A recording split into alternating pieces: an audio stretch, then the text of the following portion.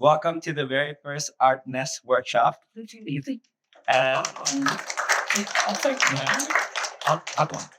yeah, and I'm very excited to have one of my very close friends, Thomas, come in to do a workshop for us. Are you wearing his artnest shirt? Yes, I am.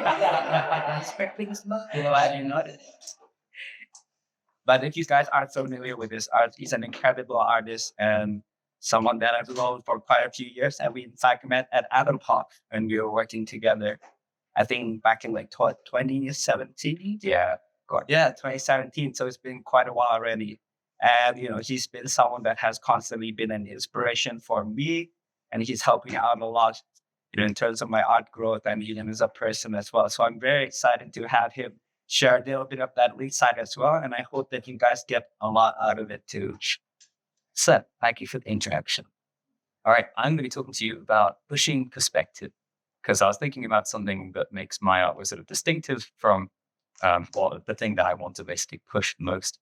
And most of the time, I'm trying to make things feel more immersive, more exciting. And that begins mostly with perspective. I like to walk it around, basically feel like you're just inside a scene, not just looking at it from distance. So I'm bring some examples to sort of talk through where I try and push this sort of thing. And essentially, from a sort of zoomed out perspective, we use perspective sort of as a way to make something more believable. That's sort of the most useful way that it's implemented.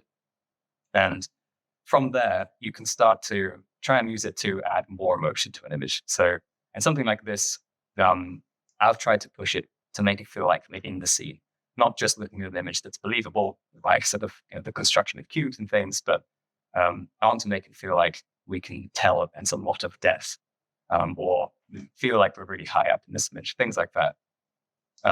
Outside of that, I'll use it just to make things feel more exciting. So images like this, it's focused on the character. I want to show things to do with their design, but I want there to be some extra movement and beyond just leading lines, like my shape design, pushing the perspective here, making it feel like we're sort of really far underneath a low camera angle. All that, it makes the image feel more exciting. So this is kind of why it's become something that I love doing, and finding ways, even just in drawings, not necessarily full rendered pieces, finding ways to just keep stretching, keep pushing, to get more contrast, more exciting results, this sort of stuff. And so I'm going to talk through some of those ideas, where the ideas sort of come from the base, and then how that morphs into like full tools, tips that you can hopefully try out today and get some good results from. And if there's any questions along the way, I'm sure you'll be happy to take. Yes, I'm going to go through all this, make notes of questions that you have, so I'm going to forget them. And at the end, we can just go into free-for-all with questions. Yeah, start doing some demos, have a go, and just wander around. So somehow they have a lecture first. Then after that, you guys will also get a chance to test some of these theories out, and then they'll be coming around to help out with these. And brilliant. So let's dive into the meat of it.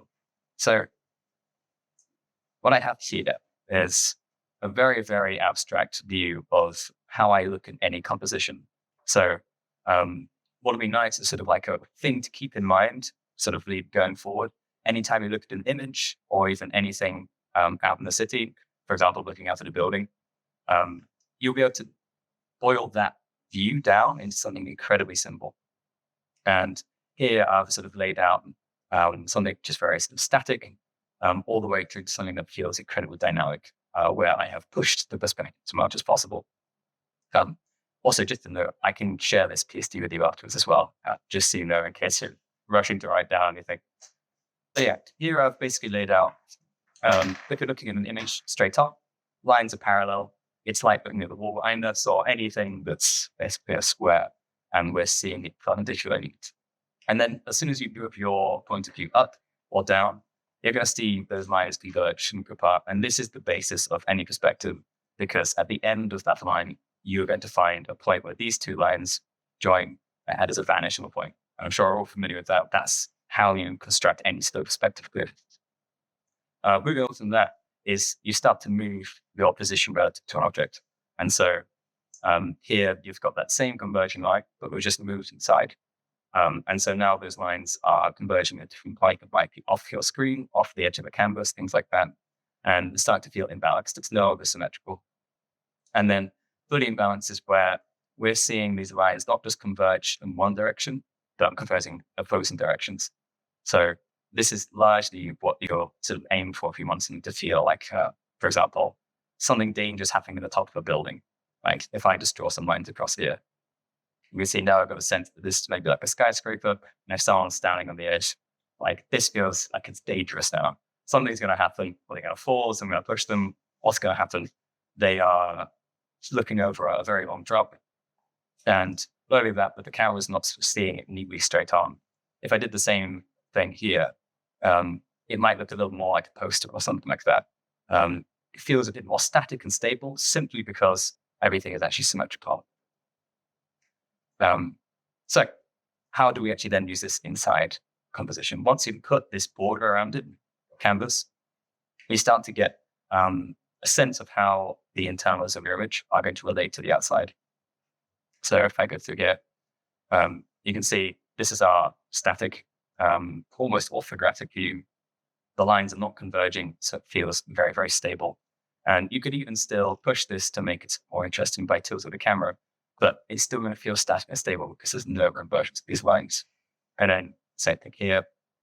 And these are basically just examples to sort of show how it's now going to stick within a frame. And even within a frame, if you've got things that are stable and converging, here the vanishing point is obviously coming off the camera, but off the canvas. And because of that, if we're not seeing the sort of the end of the danger point, for example, if we did that same thing with a building and a person, it doesn't feel quite as steep. As soon as we bring that vanishing point in frame, it's making everything push even more because the camera's now having to look even further down. It's a steeper angle. It feels more interesting. So having talked about where the camera is, this is kind of a way to show roughly what's happening with that camera view. But if this is our plane, this is our image, what we're looking at is some sort of object. It might be a person like this, and camera's front on, and so everything's static. The next step is, like I said before, you're moving the camera up and down. And so what's literally happening to the camera is that it's tilting upright. And all the lines then are going to start converging. So we move the camera up along this line. And in our image, we're going to start seeing lines do this, converging like that. And then the next one would be tilting to the side, the next one rolling. So these are kind of just like 4 degrees of freedom that your camera actually has. And the more of these that you unlock, so I'm kind of like showing that each time you're taking off one of those restraints, the more the camera looks like it's in a cumulative position. Like it's actually kind of hard now to tell what position this camera's really in because it's rolled, it's moved, it's tilted. And so everything's just about that. So moving on to how this is actually going to affect whether a camera sees our object. Here, this is showing what an image, what an object would look like with their perspective. It's like a little cube with a bend in it, or a cube, an oblong. And the lack of perspective means that the distances here, here, and here are all consistent. And so as soon as we actually want to put any perspective into the scene, what we're going to see is lines start to converge like this. And then if we apply the same idea before, where we're just starting to move the camera even more relative to the object, you can see that these down here, they're starting to feel more and more dynamic because here I'm moving the camera focus from tilting it back. So we're getting a bigger shape change between the plane that's close to us and this little one that's moving away. And then here I'm flipping the camera around completely. So we're seeing the underside of the shape. And then finally, something which I always sort of pushed for as much as possible is to actually get an overlap.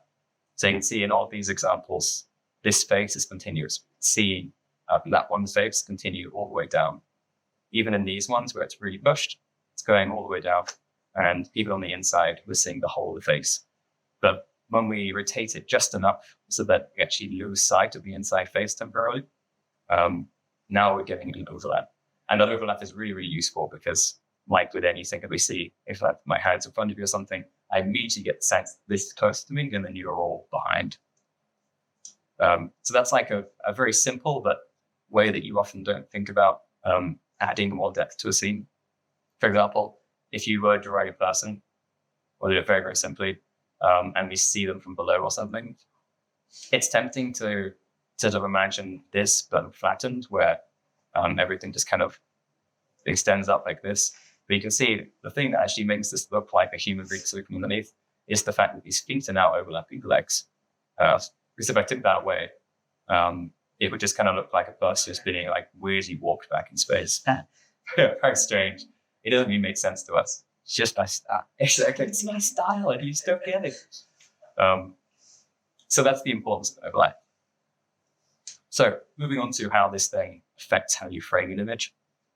Obviously, beyond the extent of your framing, there's going to be all sorts of weird warping and stuff. Like if you imagine where this object could actually be if the frame extended forever, well, obviously it's doing the opposite of what this vanishing point is doing over here, and it's just extending out. It's often worth thinking about where these shapes will actually go, because otherwise we don't get a sense of how much foreshortening should be happening over this surface. So that's what I'm kind of trying to show here, is that once we've explored where that shape is going to continue to, we can find out how we should, for example, warp a texture onto this surface. Or say this is a checkered object, we want to know how to draw those checkers out accurately, so we actually get the sense that it's being warped. And this requires a little bit of sort of proper construction, which I'll cover because I think it's worth understanding. But ultimately, this is not something I ever do. It is far too laborious. But if you were to go to automotive design school, this is probably what they'd end up teaching you. And I don't have this. Okay. Essentially, everything that we're constructing in perspective, we want to sort of represent as squares and circles because we understand exactly what those shapes are. And typically, what we'll do is find the midpoint of anything like this simply by understanding where a circle touches the edge of the perfect square. So this is the midpoint of our construction here. And then to find out how it's going to foreshorten in space, obviously we're expecting distances that are further away, like this, to be shorter, and distances that are closer to us to be longer. And the way we accurately find out where that point is again by taking the points where it's the edge and finding out where the center is. And you can see that the center is always going to be further away from this edge than it is from this edge. The other way, of course, and this is sort of where the construction with rulers and all that fun stuff comes in, is by just connecting these coordinates. So if you connect the corners of your square, you're going to find the midpoint. So I did that better, I guess. And this is like the sort of fundamental rule that's going to help us find exactly where we should be placing anything on our plane. And it continues to work down where she goes. And it just gets more and more extreme. The distance between this edge and this edge becomes larger relative to this one. Something that's worth knowing, and this is almost has confused me for a long time, is that ellipses, unlike a square, when they're warped into 3D space, they don't actually follow the same sort of rules. So if I take this circle, I'll zoom in a little bit so you can see it. What happens when I warp this circle onto this shape is that it actually remains a perfect ellipse, no matter how much I want to push it into perspective. So I can't see my rounding dots. 1 second. There you go. So you can see in Photoshop, it's quite handy. It puts a square box around anything that you're warping. And so what we're essentially seeing is the same diagram. So to match it up to what I've got underneath, obviously I would just match up these corners. And you can see that it warps the circle perfectly into space, like we'd expect. The thing that we wouldn't intuitively expect is that I can do the same thing simply by moving this in. And you can see this isn't actually warped to perspective anymore because this edge is as long as this edge. But you can see it still lines up perfectly with that circle. Because ellipses, no matter how pushed in perspective they are, they never actually change shape. They are always perfect ellipses. And this is something that I think it's helped me understand, for example, how I would draw a vehicle jog wheels in a vehicle, all those sort of things. And for ages confused me because I always assumed that something would shrink this side of the circle more than this side of the circle because it's further away. But that's not the case. So just worth seeing it happen in front of you, because it's kind of like, it feels almost like an illusion where this is where the circle is sort of touching the original square, but this is actually the top of the others. So the way that an automotive designer would use this in their perspective construction is anytime they want to sort of measure out a length, say it's the side of a vehicle or it's a big boat or a building, they will just repeat these over and over. And so you have things like this where they sort of extend off into space. And again, anything that's been warped like this, where the lines are starting to move together, it's creating a vanishing point way up in the distance. And we can do the same thing where we're crossing these lines across them. And again, seeing a full construction like this helps us get a better sense of how much all these shapes are going to start shrinking. Because whilst this triangle here starts off like this, once it gets to this end over here, it's going to look like that. And it's a completely different shape, really. If we just compare them side by side, it's going for something that's very wide to something that's incredibly squished. But that is what's happening accurately if you were to sort of basically keep, if you were to keep drawing out all of these instructions up for distance. And then the last thing, which is sort of like the technique that they would use to construct these, it's something called multiplying. And essentially what it does is it allows you to work out roughly where things are going to be in the distance. So if we've got a square like this and it's in perspective, maybe it's on the side of a cube, and I want to know where the next line is going to be because I want to double the length or something like that. The accurate technique that you would use is find the midpoint like this. You extend these out into the distance, and then rather than drawing a diagonal across here, you instead go through this point here. And if you draw a perfectly straight line all the way through here, you find exactly where the next square would be. And then you just repeat this over and over. You find the midpoint again. It's here. You draw it out. And this is something that I do actually do when I'm drawing, because sometimes I cannot be sure that I'm going to properly foreshorten an object. And I just really want to know that I'm getting the next line in the right place. And once you've seen this pattern, where it's just getting slightly shorter each time, it's then sort of easier to actually start making it up yourself. Yeah. And then you can extend it on forever until eventually you get to the vanishing point, which is something like this, where essentially it becomes so dense that you would never be able to see the difference. But having done construction like this and thinking about it every time I make anything like that, it's now sort of embedded in my head, and I can be a much more accurate draw. Anyway, boring construction over, but it's worth being aware of because for a long time I didn't know any of this because I hadn't been sort of taught it formally. And then I found a video by Scott Robinson on YouTube. He explained it, and I'm like, oh, that all makes sense. It's really nice. And just getting flashbacks there as needed. Exactly. You had to go through tutorials of doing this. Luckily, I didn't. So this is, again, maybe a little technical on the surface, but this is actually how I best understand when I'm putting an object in a scene. And it's, again, thinking about where the camera actually is relative to what you're trying to draw to. So in this case, we've got that same shape again, but we're seeing it from the side. So it's the same kind of like L shape in space, though it's something like this, except I'm now seeing this shape from the top. So we're just seeing this L here. And if you imagine where this is in your scene, you can draw, you don't have to draw out a little camera like this. You can just do a little point. All the lines coming out, as long as they go through this point, those are essentially your perspective lines just being seen from above. And that gives you a really good sense of where objects should actually be in your scene. So a lot of the time I'm thinking about, if I want to represent this shape in 3D space, how do I need to foreshorten a surface like this relative to the one close to us? And the best way is just to imagine, if we're seeing it from above, how much actually gets into the camera? Well, it's only this tiny little angle. Because if I draw this shape out, I can see that actually only a little bit is going to be seen, a lot more of this is seen. So another good example would just be something simpler where maybe you have two characters in a scene and one's standing behind the other.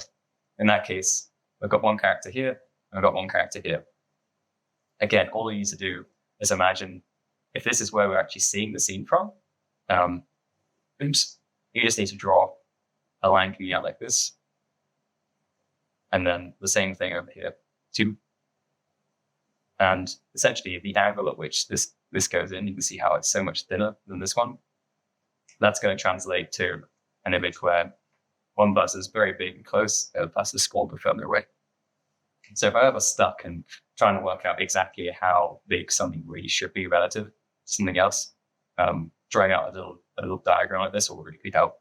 And it also makes it very clear whenever you've got any form of overlap, because if you've got a person standing here instead, you can see that this line go like that, and then this line here is going to be covered up. You're not going to see a whole front of this character. This is completely hidden. And that goes for anything else you happen to see. All of this stuff behind here, as long as these lines are all going through this point, all of this stuff is now hidden. We can't see it. So it's really good to just imagine that, because otherwise you'll start trying to put things in a scene, and our instinct generally is to make things more equal in size, because that's kind of how we experience, or it's how we imagine objects in our head. But that's not going to map onto reality. It's not going to be convincing. So here's some very abstract blobs just to kind of demonstrate the idea again.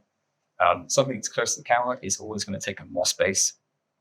And so even with some really sort of simple blobs like this, we immediately get a sense of depth that one thing is behind the other and probably further away, simply because this one's big, this one's small, this one's medium, this one's small.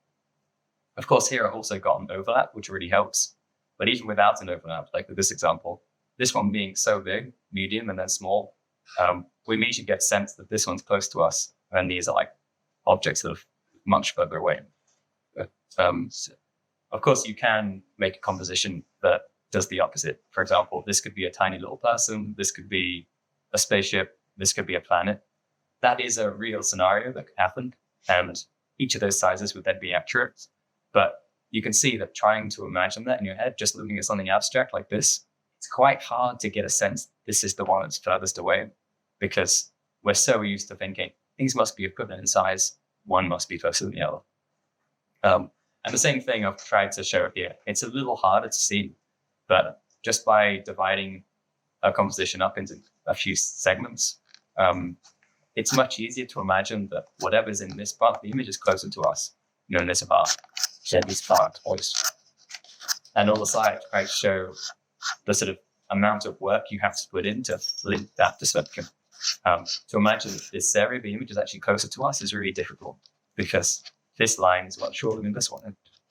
And so you have to have a lot more extra information. In this case, a bunch of lines like this that show exactly where the perspective is, and basically start diverging as they come to you as the camera.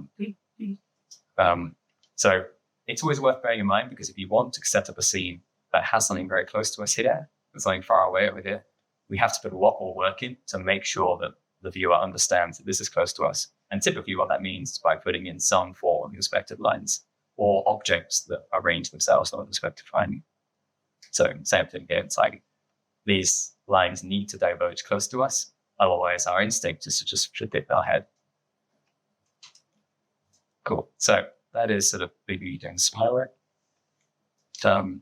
This again is just sort of roughly showing again that idea of seeing things from above, except here, this is more sort of a technique that I'll use to make perspective feel a bit more exciting.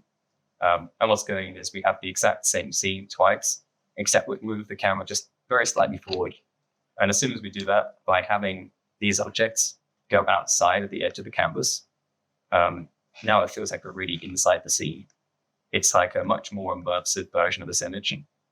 And it's a very, very small change to the positioning of these objects relative to each other. So worth bearing in mind again, because just a little bit closer will actually make a very big difference to how we feel the environment. And then finally, we go on to sort of more fun stuff in a sense. These are the sort of takeaways that I get. So having gone through the theory of why all this stuff works, this is how it actually applies to what you're going to end up drawing. So even when you're just drawing abstract shapes, we can add perspective information to it. So to sort of go through these bits layer by layer, we have a line that just wiggles back and forth in space. If we start making it wiggle from small, getting larger and larger, again, this is kind of like our small, medium, and big. We get a sense that this end of the squiggle, this one's probably closer to us. But then, of course, all of these spaces in between, these are the same every time. And this doesn't make sense because anytime you're drawing those boxes going up into space, like every time it repeats this distance, this should be getting shorter. And so finally, we just apply that distance getting shorter each time. And now this squiggle looks like it's really zooming off into space in the page. And making sure that you're as accurate as possible with like getting these lines to get smaller, that for me feels like the key. That's kind of the juicy bit that oftentimes gets missed, but it makes it feel really believable. So you can imagine this could just be like I'm being halfway or something going out to space or something like that. And there could be a castle at the end. And suddenly it feels like exciting and like we've got this long road to trek up. Like the mountains is like back up. It's like this now feels like a cool scene. And we really get a sense that whatever's up here is a long distance away.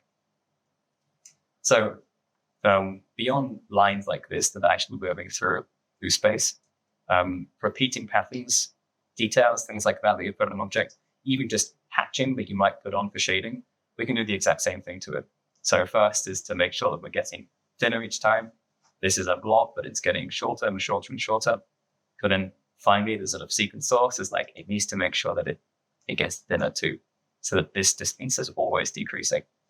And now even just this set of blobs in space, it looks like it's disappearing off over horizon or something like that. And that's really fun because now you can basically add perspective to anything without drawing any lines. You don't need any of them, as long as the relationship between these shapes is still the same. So that's kind of like abstract shapes. It's things that you'll just use in a drawing as part of your line work. And then things that you would actually want to use for making it more aesthetic, more appealing, or more easy to understand would be line weight. So anytime you've added a thicker line sort of on the outline of an object to make it appear separate from something else in the background, well, the same tool can be used to add perspective information. So again, like here's the line that's moving off into space, and I'm showing that simply by having it go through sector. It's like a pole that's just moving away from you. And the same thing will happen on a curve like this. But there's a way to enhance this because if we had a flat plane rather than like a tube or something going on into space, you can now imagine this as two parallel lines or two lines that are curving together. So if we saw this from the side, which is what we're seeing here, you can see that the lines are much closer to each other when they're moving parallel to our, perpendicular to our view. But as soon as they're actually moving with our view, these lines become much further apart. They, of course, will get thinner and thinner as they go towards the vanishing point. So if the same curve is over here, it would actually be much thinner like this. And if the same curve is closer to us, of course, it would get wider. But you can see how the line goes from something that's sort of almost medium width to very large, very wide width there, and then to a very thin one, which is fun because it actually ends up giving us a big, medium, small shape breakdown again, which is always going to be really appealing. And so you can see I've tried to apply that to these two squiggles again. This is our nice one where it's going sort of bunched up and then untangling itself. And by thickening these corners like this, this will actually happen if you're using a brush pen, or sometimes, for example, if you're using a quill or something, this is where you would actually press down hard to widen your stroke. But at the corners, this is getting the sense that this is actually a plane that's disappearing onto space. And I've done the opposite to this, where I've made it thin at the corners, and it doesn't really work. It's hard to understand what's actually going on here because it doesn't follow any of our intuitions. Sure, it's thick at the beginning and thin at the end. That's good. That makes it at least feel a little bit like this is closer. But why these bits are getting thin at the corners, it doesn't really compute with our brain because it's not something we see in real life. So that's sort of like an abstract way just to apply it to line work. And then this again is all to do with just shapes. So any random shape you might squiggle out. Again, this feels very flat to the canvas because we're moving up and down as much as we're moving side to side. And that's not something that could happen on a plane. So if we just imagine perspective lines disappearing off, essentially these lines are just getting closer and closer. There's nothing really else about them, arcscape that are. It's going to make our shape warped out a bit. We can't have points like this sort of sticking up like that, because that would actually be a huge distance if we were following this perspective. Instead, we're just going to flatten it to the side slightly. And so you can see just by doing that to this shape, it starts to feel like it's actually fitting in the perspective we're trying to create.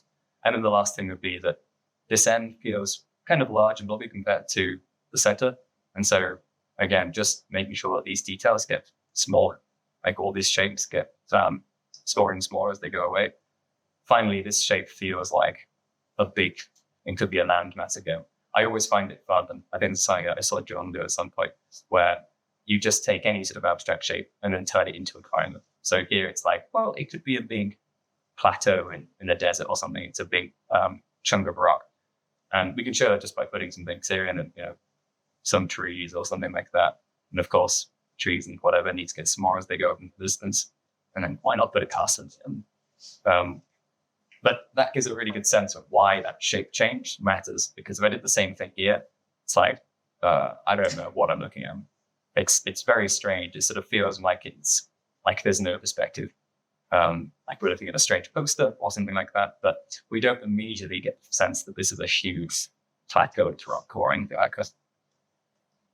And then, of course, essentially, I was just going to show, once we've got this shape, if we want to combine all of those tools together, the thing that I really want to do, like I'm sort of itching to do when I see a shape like this, is just to add line work or line weight that emphasizes this change. So it would be things like this, where I'm making it clear that it's sort of getting thicker at the corners.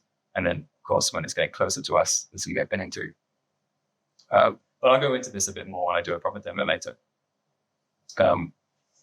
So that's kind of all the dry stuff. These are the tools that I'm trying to use anytime I'm doing a drawing.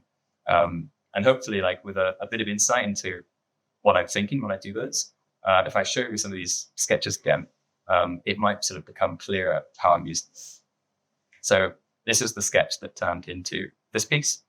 And again, to make sure that I could feel the perspective before I went to painting, I was making sure that I added all those same techniques. So this section here on the thigh, like this is where the distance is being covered from the D up to the top. And so this line gets thicker. Same thing down here, like everything is getting steadily thicker because we're getting closer and closer to the arrows. It's pretty wobbly sketch, as you can see, but all these lines down here, they are the thickest of the whole piece. And even within a shape where I just want to show the tip of the heel or the tip of the shoe being closer than the heel at the back, then I'm going to put another change from really thick lines going to the hips and then pulse to the top. I'm constructing things with a bit more detail, and I'm using much finer lines because they're so much better working with. There's lots of overlaps happening, right? Like the dress and the hip and the shoulder and the face. Exactly, yeah. And these are all things that, apart from being cool in the pose, I'm looking for a pose that allows me to do as much of this stuff as possible. Because if I had this arm filling up, for example, a negative space over here where it's just out in the open, I wouldn't get the chance to show that it is very much behind the legs. But simply by choosing to have this skirt like poke out a little bit over the arm, now it's very clear what's behind what. Even the skirt, the bottom part is like bigger because the top part is thinner. Exactly, because there is that slight rotation where this hip is going to be slightly closer to us. I'm showing that again just by having this flare out wider through this one to big mouth. So a little bit shaped like a Pringle, which is, I can talk about a little bit later, but that's another thing that I use just to add more dynamism to any of it. In fact, it does relate to these shapes. I'll quickly show it here. Pringles fascinate me because circles are boring. Ovals are kind of boring. But Pringles are fantastic because it doesn't matter what angle you're looking at them. You're always getting a really fun overlap or a really fun difference between something small and something big. And because of that, they just end up being a really appealing shape. So I have very deliberately pringled the piece that I just showed you, where, essentially, I'm trying to make sure that things overlap themselves. So her whole body is obviously shaped like a human body. So we see the front here, and then if you imagine the Pringle line, it scoots up around here, and then we see the back on this side. So if I go to Photoshop and show you roughly what that's doing in space, it's kind of like having a symbol do this.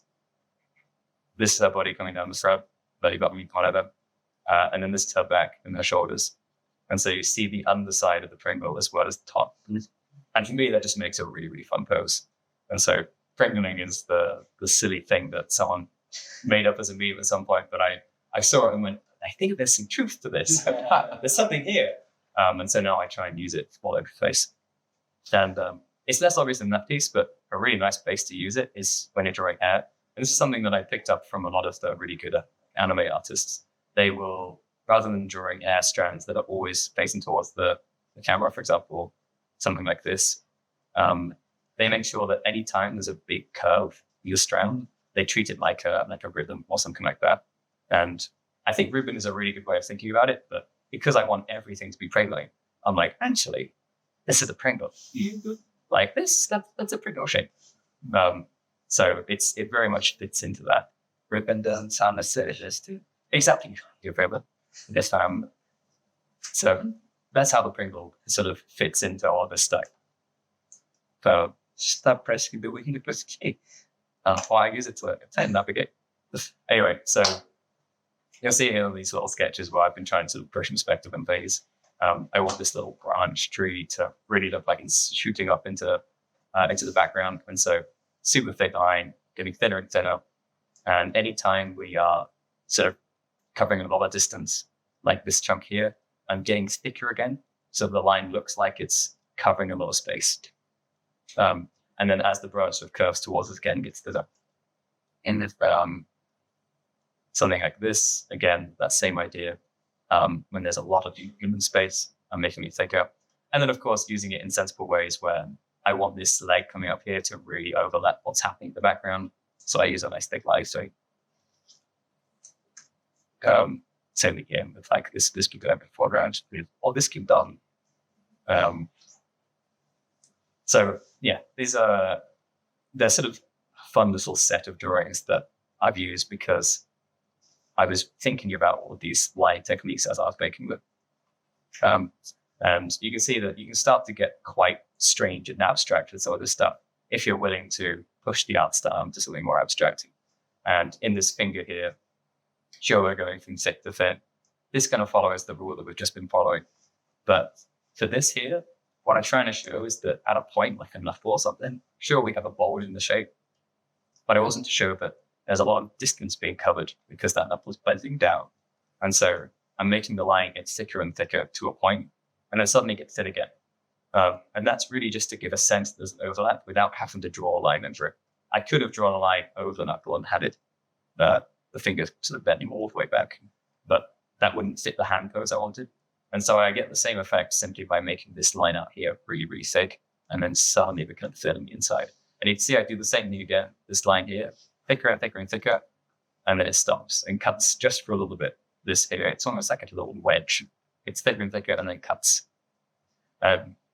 It's abstract. It's certainly not going to fit anything realistic, but it feels really entertaining to look at. It's vibrant and feels like this movement, as well as conveying a lot more information. And you see I'll just use that sort of technique all over the place. And it can be really fun. It makes something where you're sort of stuck knowing, how do I make this piece of clothing or this piece of anatomy look interesting? Rather than trying to make it more detailed and more accurate, I'm like, how can I play with the shapes instead? And it can result in stuff that looks really wacky and weird and doesn't work. Or it can result in things that feel fun and fresh, like the new avalanche system. I think sometimes it can be worthwhile playing with abstractions because we're sometimes so caught up with looking at the reference as it is or how it logically works that we don't go for like what's the most appealing shape possible. And I think working with abstractions, as I've seen you seen in my blowing about from views, that you dare to push it towards abstraction. And I think sometimes playing around in that mode of thinking can really help us. Yeah, exactly. And I think the other thing that sort of actually gives a bit of logic to why you would choose to make a decision like this is is with something like this. So this is a big illustration that obviously took a lot of time to put together. But at its core, there is obviously a big emphasis on perspective. I'm trying to show as much of this scene as possible in one image. And what I'm trying to think about is, rather than follow a strict perspective grid, I want to make it feel like we're sat in the scene. So if I zoom in and sort of show just the center of the image, this is sort of about what we would be able to see it. We just look forward with our eyes. You kept our eyes static. So you kind of imagine doing that with anything in the room. For me, it's easy. The camera's over there. Like, I'm able to focus on just the cameras. I don't really see much else, except, of course, if I move my hands around my peripheral, I am still seeing all this other stuff around me. And then if I choose to actually look over here instead, I just have to turn my head, or I move my eyes over to it. At which point, I suddenly refocus everything on the single area of the image. And that's essentially what I'm doing here, where if I move over, I'm now kind of looking at this part of the image as if I turned my head towards it. It's not too stretched. It's not too warped. Because if I did that, then it wouldn't be easy for us to actually work out what's going on here. So, but all these shapes, they're at an angle because they're following the perspective of the whole image. But I've actually kind of pulled and teased the perspective grab a little bit so that we get to see everything in the image at once. And for example, I can look at this little guy in the corner and he's still in proportion. He's not really stretched. And I did actually start this piece in 3D, but I found that the 3D was really difficult to work with because it was too accurate. So the problem was that when you try to scribble over the top, it would often cause everything towards the edge of the image to become incredibly stretched. So essentially all of these lines coming up like this, these are the lines that I've kept because you still need something to convey the spectrum of the entire image. And so all these lines are basically converging in the point below we have this. But what would happen in 3D is that all of these horizontals, they become more and more extreme. So I've kind of like bent them around, I've curved them a little bit so that things like this remain still recognizably box shaped. But sort of linear 3D, as 3D programming would give to you if you made it accurately, what it would do is it would just sort of keep this line going off like this forever. And so you can see that this box here starts to become really warped. You've got a really, really sharp angle on this side and very sort of shallow ones over there. And essentially, I've already applied a lot of sort of reversing of that effect. So originally, my scene looked more like this. Like the lines were doing this sort of thing. And so an object up here was becoming unrecognizably, or it wasn't looking like a square anymore. And of course, in real life, if we actually were in the seat and we looked up, we'd like turned our head to look at it, it wouldn't make sense for us to suddenly see a stretched object. We would see the object sort of in the proportions that we'd expect. And so this is how I will essentially try and warp that to match the human experience rather than what is technically true of the special the same. And sometimes that can, remove some of the drama in a scene because feeling those really stretched lines is what keeps it so the dynamics that make you really feel like it's had an improvement or something like that. But in a scene that I want to be cozy, but yet really sort of interesting, like we're sitting up on the shelf looking down, I don't want any of that because otherwise, my little guy like this, he would probably be really stretched. For example, again, if I show sort of what it might look like if it was accurate, this square here would be super, super warped up like this. So we'd probably see this guy kind of like that. His head would be much larger. He'll be really stretched out. His feet would be very small. And it's like, you can get a sense of why this is accurate. It kind of looks right because we are familiar with perspective like that. But to look at him, I don't really get a sense that he's a cute little man with a chubby nose because he's too warped. Whereas having him like this, well, it's brilliant because I can see his proportions still. So any efforts I've put into his character design, they're actually preserved. So this is sort of like why I will push away from realistic perspective. And like Jordan said, it's to match our experience in a scene like this rather than just being a slave to accuracy. And I'm like some stretch, like, damn.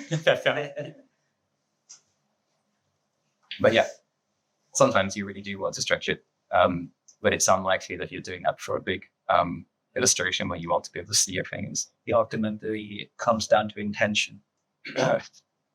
Exactly. So if we went back to, for example, this, the stretch on the arm here, this is very intentional. And it's all because I want there to be a very extreme perspective across it. But you can see this is an image compared to the other one. It serves a completely different purpose. This is a fun experimentation, whereas the other one needs to show lots of storytelling, lots of interesting stuff throughout the whole piece. So that's it. I have other random examples of like really pushed perspective that I can sort of share in a bit. They are more sort of drawings like this, where it's essentially just finding fun ways to take otherwise a very novel pose and turn it into something just crazy and dynamic. And this is kind of what I want all of you to give a go or to try this out. So I'll bring up some reference images, things from real life, and then we can all basically try and apply the same techniques to turn something that feels very realistic into something that feels really pushed and dynamic. There is free Wi-Fi, I believe, that you can log into. I forget the bit. How I can do that? That's where it's at. Paramata, yeah, where it's at. Exactly 3 minutes. So you can log into that, find your own reference images that I'm going to bring up some that I sourced earlier because they look like they would be fun to work with. And then I can sort of show how I'd go about start to draw, something like that. But feel free to draw at the same time. And then I can also come around, see how you're doing. And if you have any questions about it, we can also just talk about that as we draw it. So yeah, fantastic stuff. And so we can get started then on the demo parts. Brilliant. So yeah, any questions you have, just ask at any point. It's totally open. And I will switch the screen so that I can show reference up here, and then you can still see how package this will operate. Yes. Here we go. Ports. So I didn't know if there's an even split or not between environment and characters. Is there a rough sense of what you'd want to draw? Do you want to draw characters or environments or organic things like trees? And let's get about then characters. Maybe I'll ask. How about environments? Awesome. Well, we could put one of these. Are there any of these standing out to the character people? Maybe the bottom right. Bottom right. This. Okay, cool. So I think got this on one side, and then anything standing out for environment. I definitely that tree in the top right's really cool. It is, and it's fun too because there's you can already see some perspective lines converging, but it's not that pushed. And of course, what we're going to try to do is really push it and make it feel much more like it's huge or something towering above us. I mean, it's a good example. Yeah. So I'll put these up here. Put those two in the same scene. Yeah. Well, that would also be right. And it works too because both of them are essentially under angles looking up at top. Oh, well, I will do my best. All right. So obviously this character down below, this one is the sort of more dynamic pose already. Very good around, and it's got these nice leading lines coming up through it.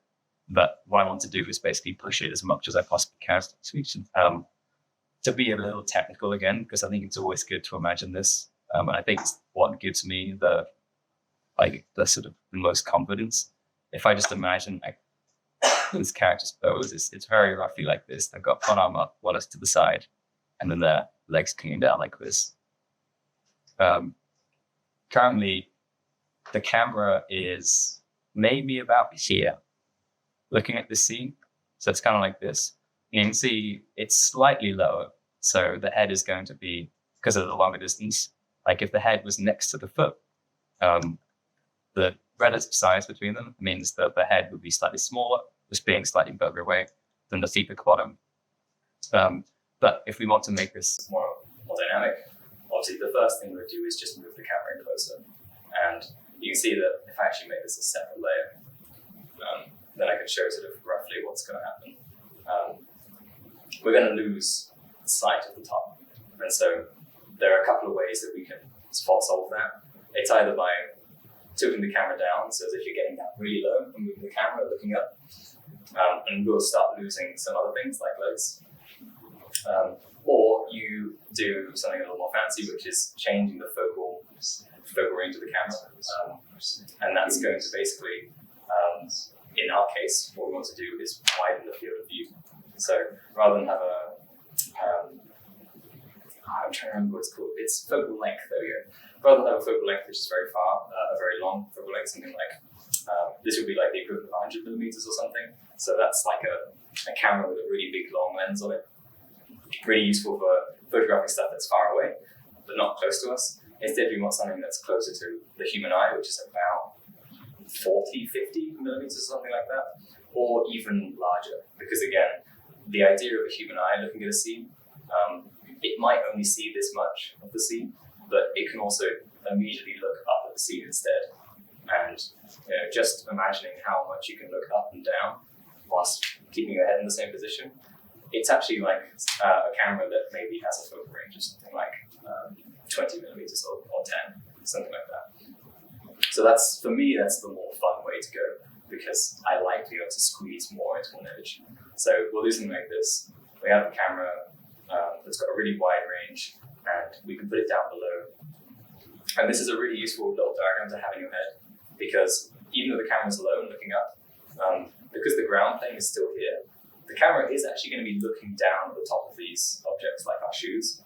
And of course, anything beyond this midline, it's going to be looking up at. So you can kind of see that already in this image, because we're looking at the tops of these shoes, even though roughly the camera is pointing upwards. But of course, the midpoint, the point where it switches from looking down on something to looking up at something, it's lower down the image than it would be if the camera was at like a normal height. So with that sort of in mind, you can start to get a sense of how much bigger these feet are going to be, because look, it's so much closer to the camera versus the knees, versus the waist, versus the head. And so we can start to do a very, very rough idea of what that's going to look like. Also bear in mind that this gives us a good sense of what's going to overlap what. For example, these knees, because they're higher than the waist, if we draw that line out from here, we're actually going to cover up this top portion of the legs. And we could basically choose to cover it up completely, or we could choose to move the camera slightly just so that we make it very shallow instead. So, so if I did move the camera up, I've merged the layers, but if I did move the camera up slightly, we would see a very thin sliver of the top of the legs, like this. So it would just be this section. And then of course, most of the image will be seeing the lower section of the legs, all of this stuff. I've changed my brush. There we go. We'll be seeing this portion. So it's like, if you imagine again how it would enter the camera, there's a lot of lower leg, and we'll see only a tiny bit of upper leg. And then you'll see comparatively a larger section of upper body, like this, again, because drawing these lines out, and then head, similar sort of size to the upper body. So that gives it like a rough sense of how we'll break it down. And so if I was to start drawing it, it will look something maybe like this. So the lower legs are still going to be moving away. This leg here is just going to almost be sort of parallel to the camera because it's right in front of it. But then the shoe, that's sort of going to start doing something like this. It's going to get wider and wider very, very quickly because it's so close to us. And then the other foot, that's going down here somewhere like that off to the side. And then all of this stuff, it's going to be filling up a lot of the visual real estate. And then we're going to have a very, very shallow section, which is this upper part, because again, we're not going to see much of the top of this at all, or even any. and then the upper body, it's starting to bend down a little bit, so we'll see a little more of this. We'll see a sort of line across there. Upper body and shoulders. And then it's quite fun because we've already got these almost straight lines here for the jacket. This one here is going to sort of come down from the shoulder. This one's coming up a little bit because her arm's raised. And then the arm is going to come up here, like that. It's also fun because now that we're much lower, what we can do is, rather than showing the hand exactly where it was, which is something like this, we could actually move it forward a little bit so that we get a bit more of an overlap.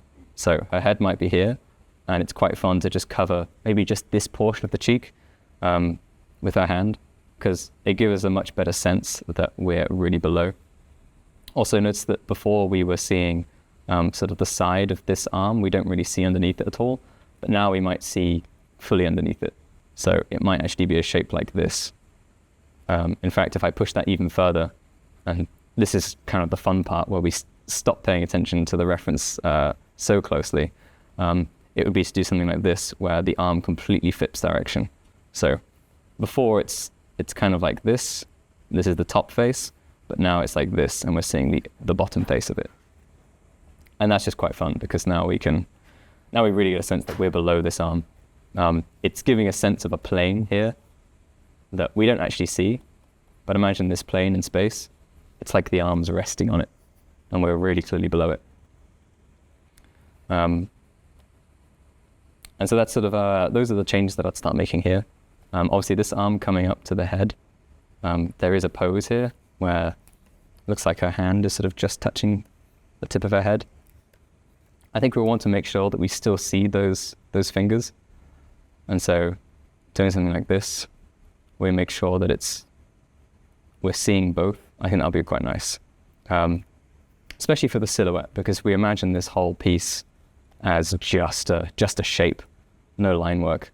Then at the top, we'll have some sort of blob for the head, an arm coming up, and then we want to see like just a little connection, and then maybe some fingers like this.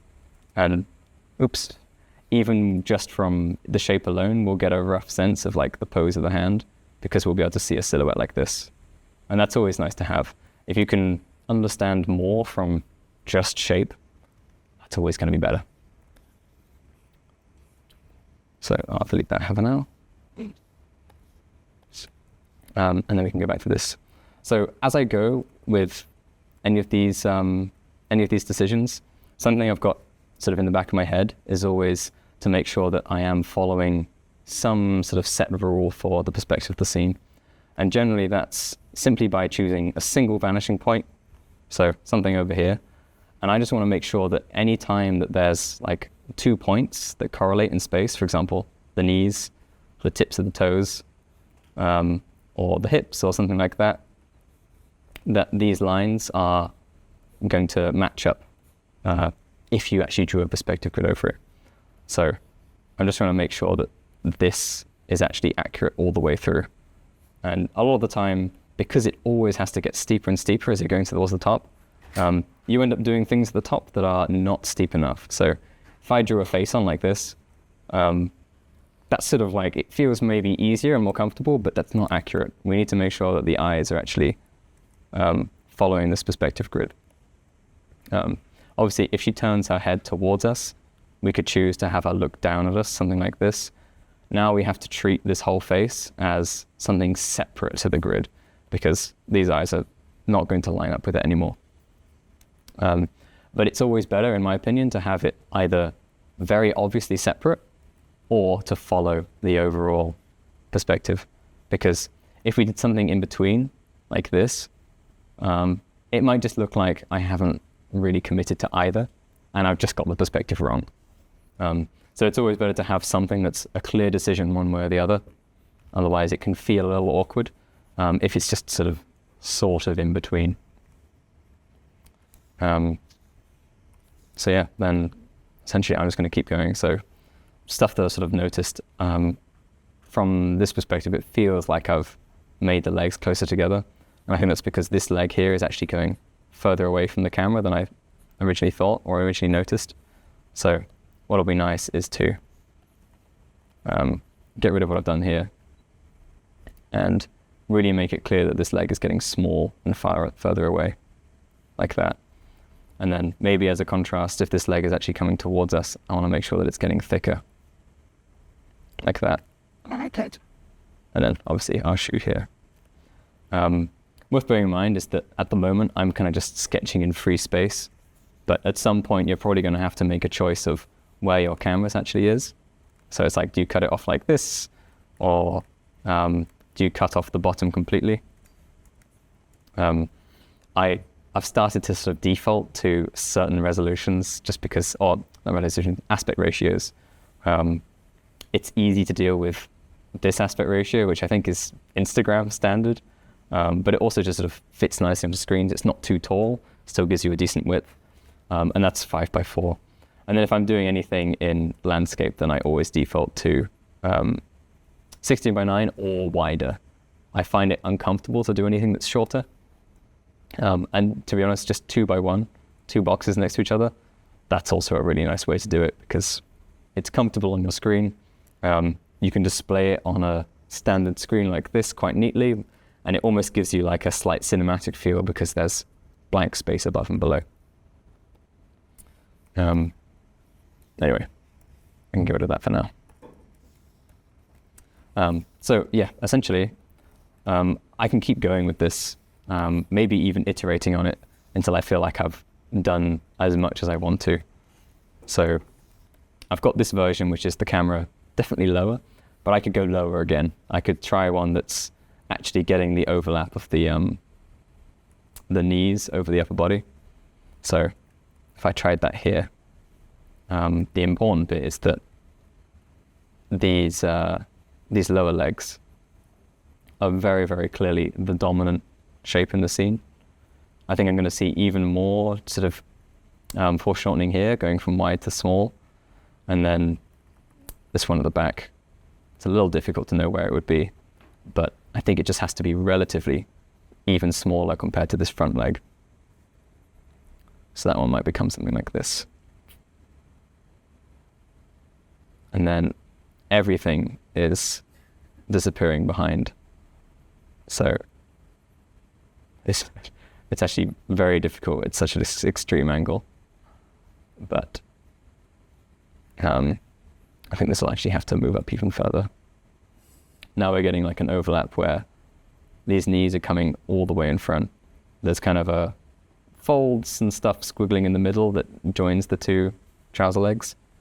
And then we don't see anything for a little bit, maybe just a little bit from behind, until the upper body comes around like this, and we see just a little bit at the top. And it's interesting because just by trying to work out how this would work from this angle, I'm already sort of finding that I'm unable to show that much interesting stuff here because the knee's in the way. So maybe this isn't going to work even when I put the arms in, simply because we've just kind of lost a lot of the interesting stuff already. So I've done my little sketch. It's like, I don't feel like it's going to work. I'll just leave it. I'll abandon it. Instead, I can try the same thing, but with the camera moved around this way a little bit more. And essentially what that would be is imagining where the top of the legs would be, like this, and then putting the knees on and sort of trying to construct backwards where the legs at the bottom would be. But to be fair, what this is already sort of showing me is that I think my attempt with the first angle is probably going to be the best one. It felt the most natural, and these are going to be a little confusing, partly because the folds in the legs in the clothing here, it's very easy to understand from the front, but not very easy to understand from underneath. So I feel like I'm pretty happy with the first result. But this one, you can see it works a bit better than the one before, even with this big overlap. Of course, the big shoe will be coming forward like this, something like that. And then her little arm coming up, and her face at the top. It feels a little more pushed, but I think this one feels like it's got a nicer breakdown in terms of its shape distribution. So we'll go with that for now. So I delete that, move this over. And then because we're going to try and do the the tree at the same time, I've now kind of got a basis that I can work around. So if this is our basis, we've got a sense of where the perspective would be. Obviously, you can draw out perspective grids if you put a little point and everything go to the vanishing point, but I'm often lazy and I just want Photoshop to do it for me. I'll just copy out a bunch of lines and then warp it into place and match it to whatever I've got. So you can see the tips of our feet are here-ish. This foot is actually further back than this one, so I don't need to be too accurate with where the tips of the feet go. I'm more concerned with the upper body. I just want to make sure that these lines feel like they're matching some of our major lines come across the body like this, and the knees here.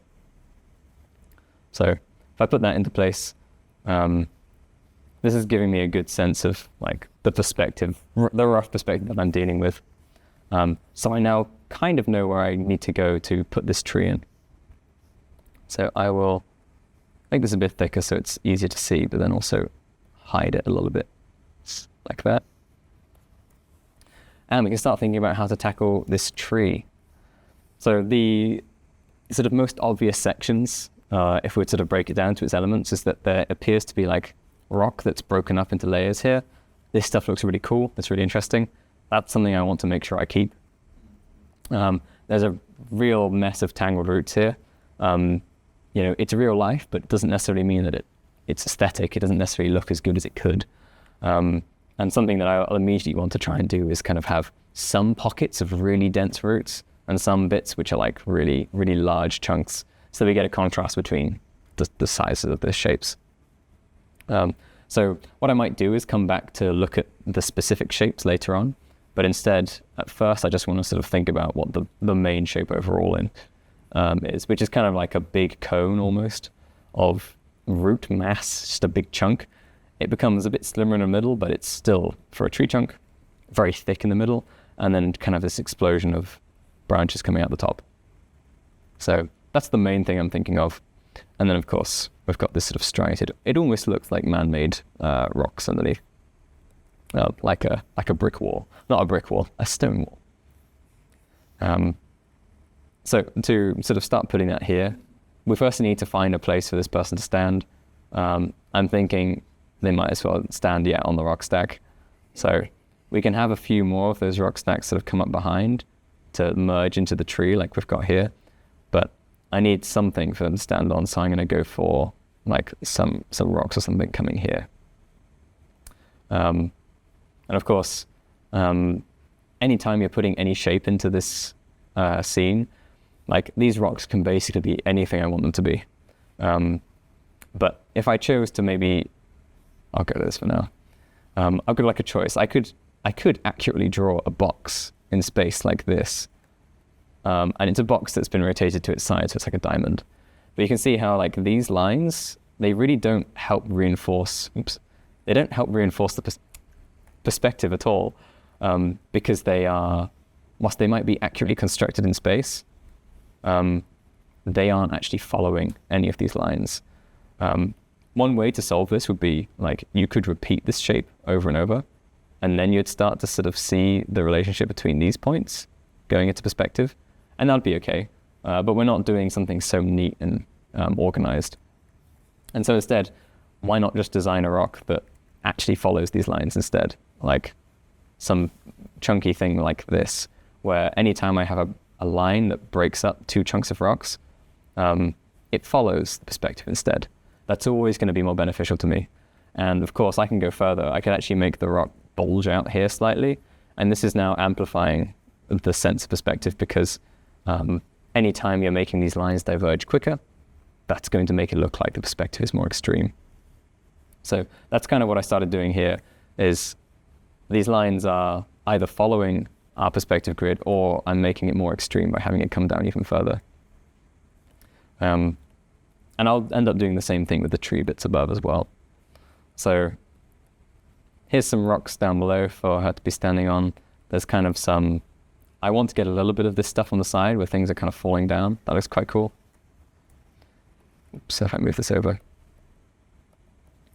And so I can put some of those bits here. These sort of like chunks. Thinking again about big, medium, small, like I've just put them in, but I'm thinking, actually, what's going to be better is if I really make it clear that there's some small ones here, some thin bits, and then it gets larger. And then maybe there's this one in the foreground that's like a huge chunk that's in front of everything else. Like that's really going to help sell the perspective going from big to small over here.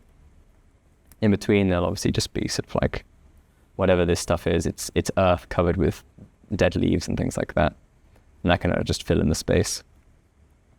And then because I want a bit of this rock wall to be behind her, something I'm always trying to look for is opportunities for the overlaps. And sometimes it's quite difficult to get a sense of overlap if you only see it on one side. So essentially, if I have, if I just draw out like a pattern for us to follow, like a checkerboard, it's much, much easier if we see the pattern continue beyond both sides of the object that's covering it. So I can put a cylinder in front or something, and it looks like this. But if I put a cylinder here, then it's easier for us to see the continuation of this object because we can see it on both sides of. So anytime I've got like a line going behind an object, I kind of thinking about where this line is going and where it's going to end up, because that makes it much easier for us to believe that it's actually behind. And sometimes you have to be quite clear with that. So maybe going for something that's straight and going all the way between, because you could see that it's reasonable for this object to have all kinds of weird things happen behind the foot and come out here instead. But then when we look at this from afar, like it just isn't as obvious. Like, is this thing actually connected or is it not? It's very hard to tell. And so it's always better to just be as simple as possible when there's a connection going behind. And color will really help with this. Like if I took this to a painting, I could have the exact same color and texture all the way through. That's going to make it pretty obvious as well. But if we're just working in line, and even if we were going to add color, it's nice to just reinforce these so that you're not limited later on.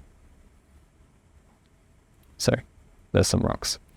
Anyway, so how that comes to this leg will be that I want to make sure that there's chunks of this appearing behind the inside sort of negative shape here, as well as on the other side on over here.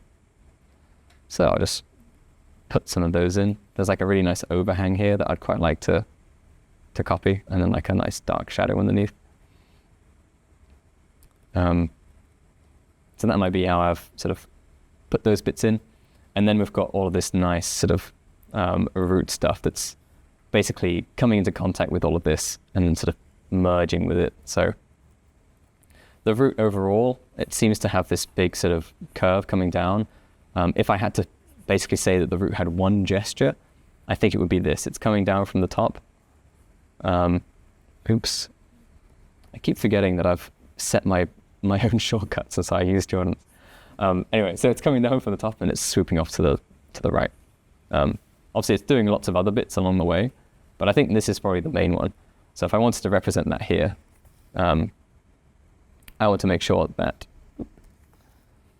we see that gesture coming all the way through. And in this perspective, it's kind of like, again, imagining that you've made this into a box. You've taken the whole box and you're like warping it to fit. How is it going to fit into here?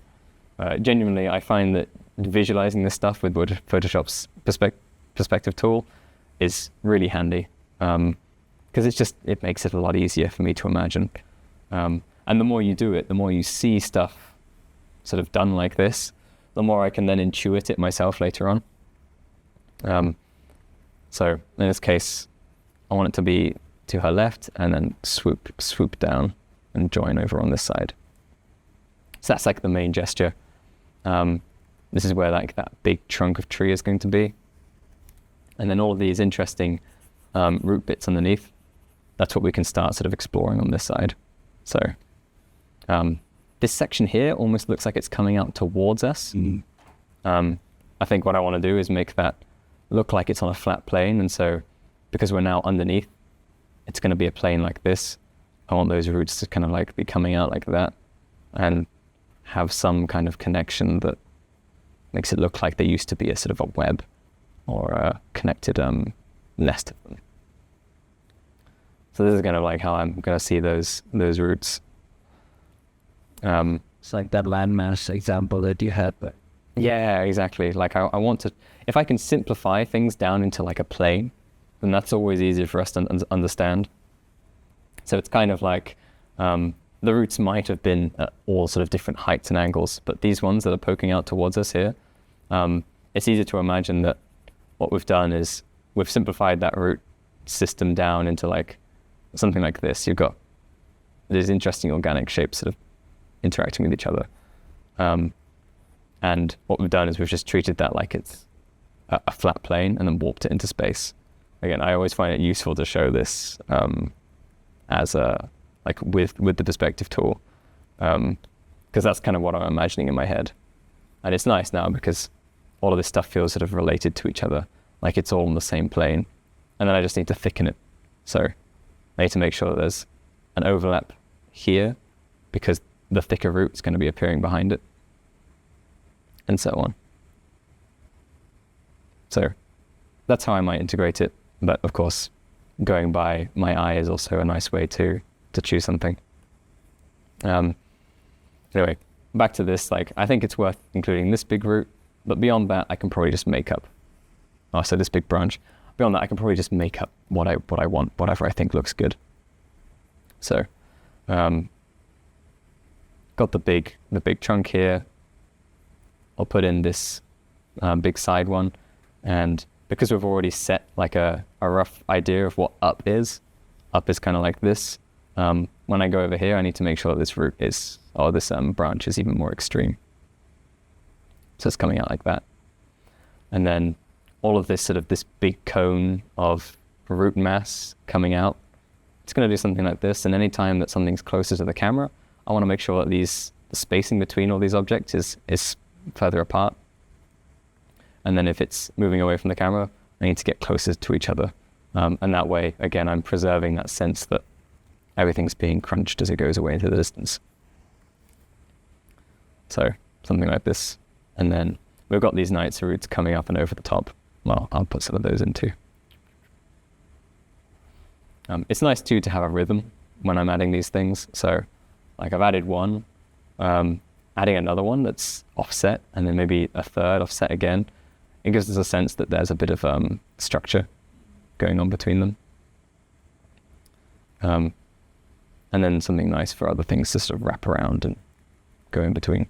it's good to force a rhythm with something this complicated and seemingly random. So Yeah, exactly.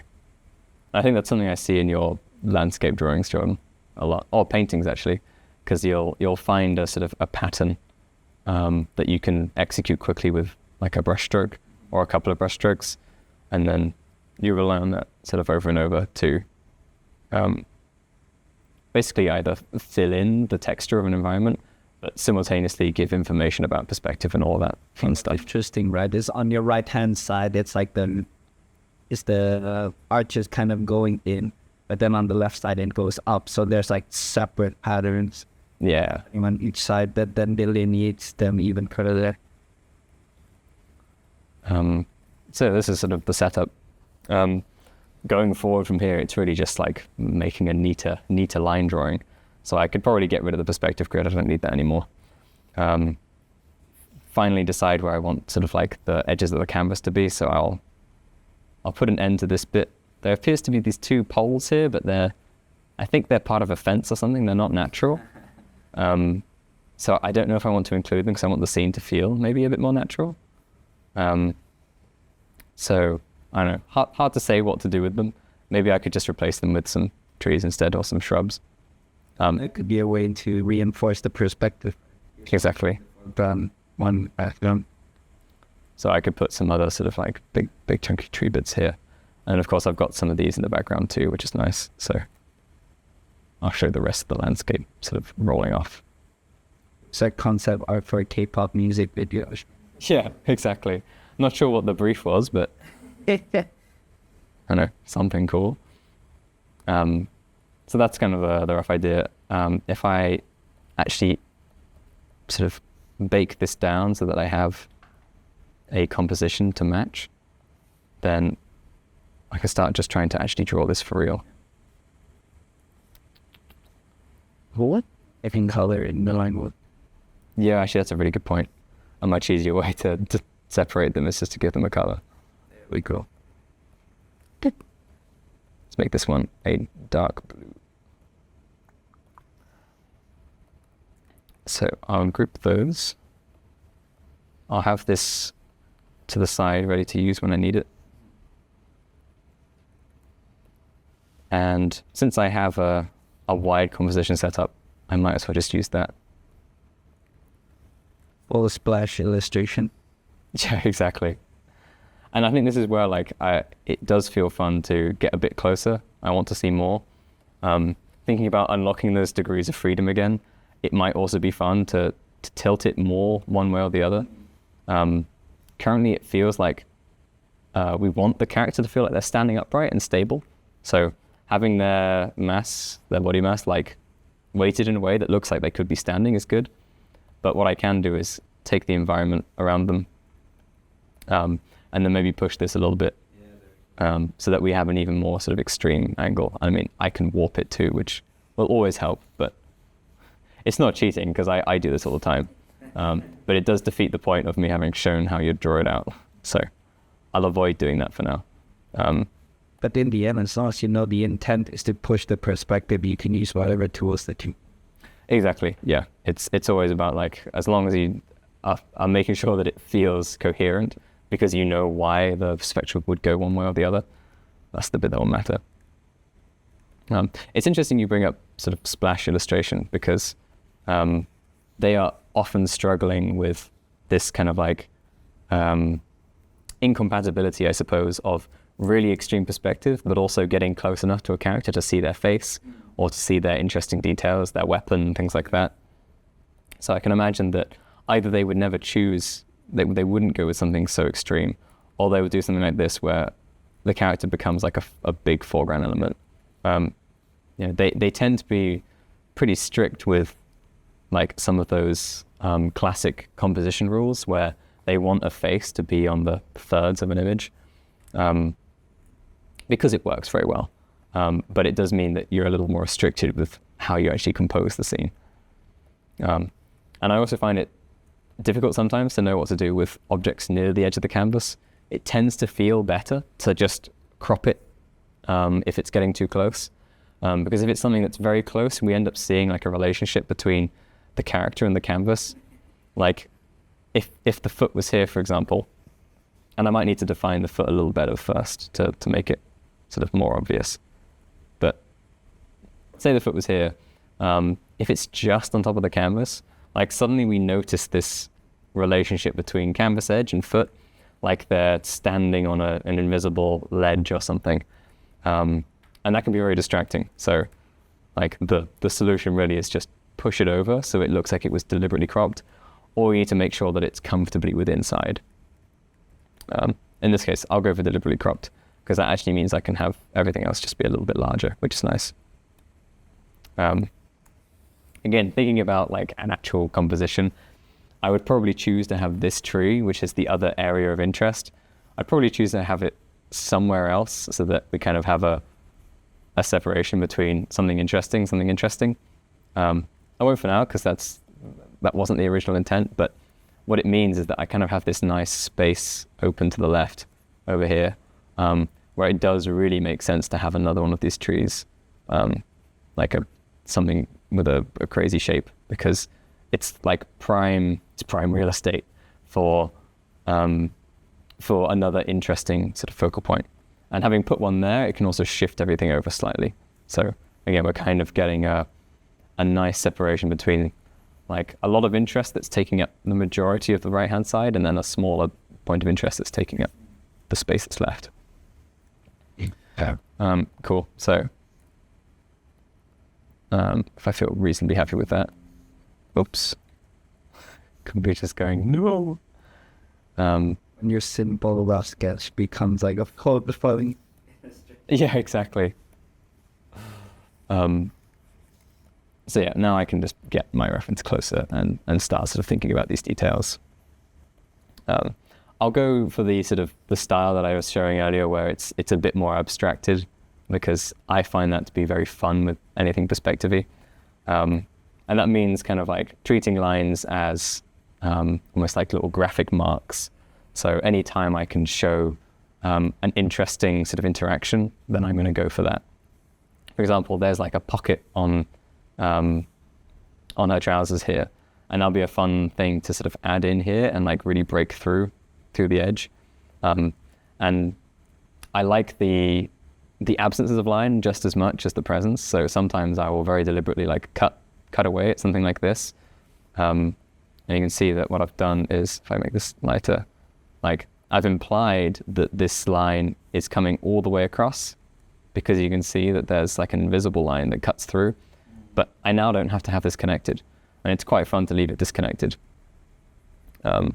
So the pocket might come down, something like this. And I'm exaggerating the pocket size for the purpose of this, but it's very fun to have this edge be broken. It's not there at all, but we understand it completely because of the invisible line.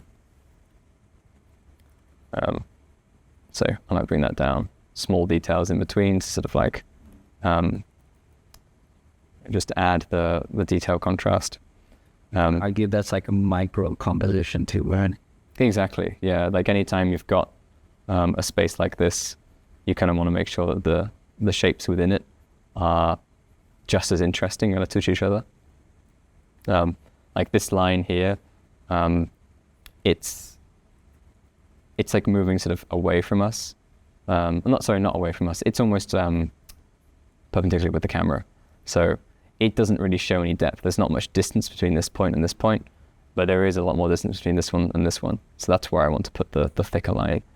And it's also something that, like, if I'm analyzing it now, as I go, I might start doing some of these things without even sort of specifically having a reason why. But here it's because these lengths are quite similar.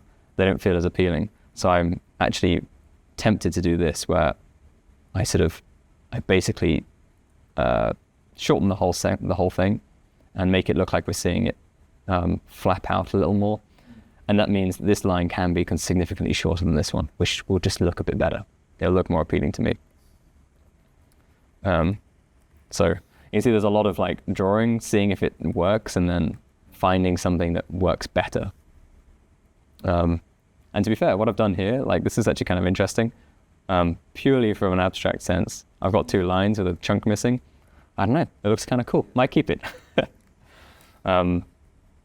So then, yeah, we've got these folds that come down. Some of this stuff, it's like, it'll be really good to represent accurately.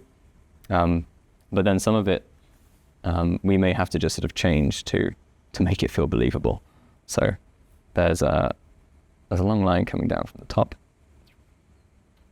I think this also is like one of those things I really learned a lot from Thomas, because back then I used to not think that these small details mattered at all. I used to think that it's kind of a waste of time, you know. But then I actually saw how much care he put into every line, and basically the mindset he instilled within me is like, make every line beautiful. That even if you're drawing one part for one part of the clothing and you add line weight to it, can you design it in a way that's interesting, that has contrast?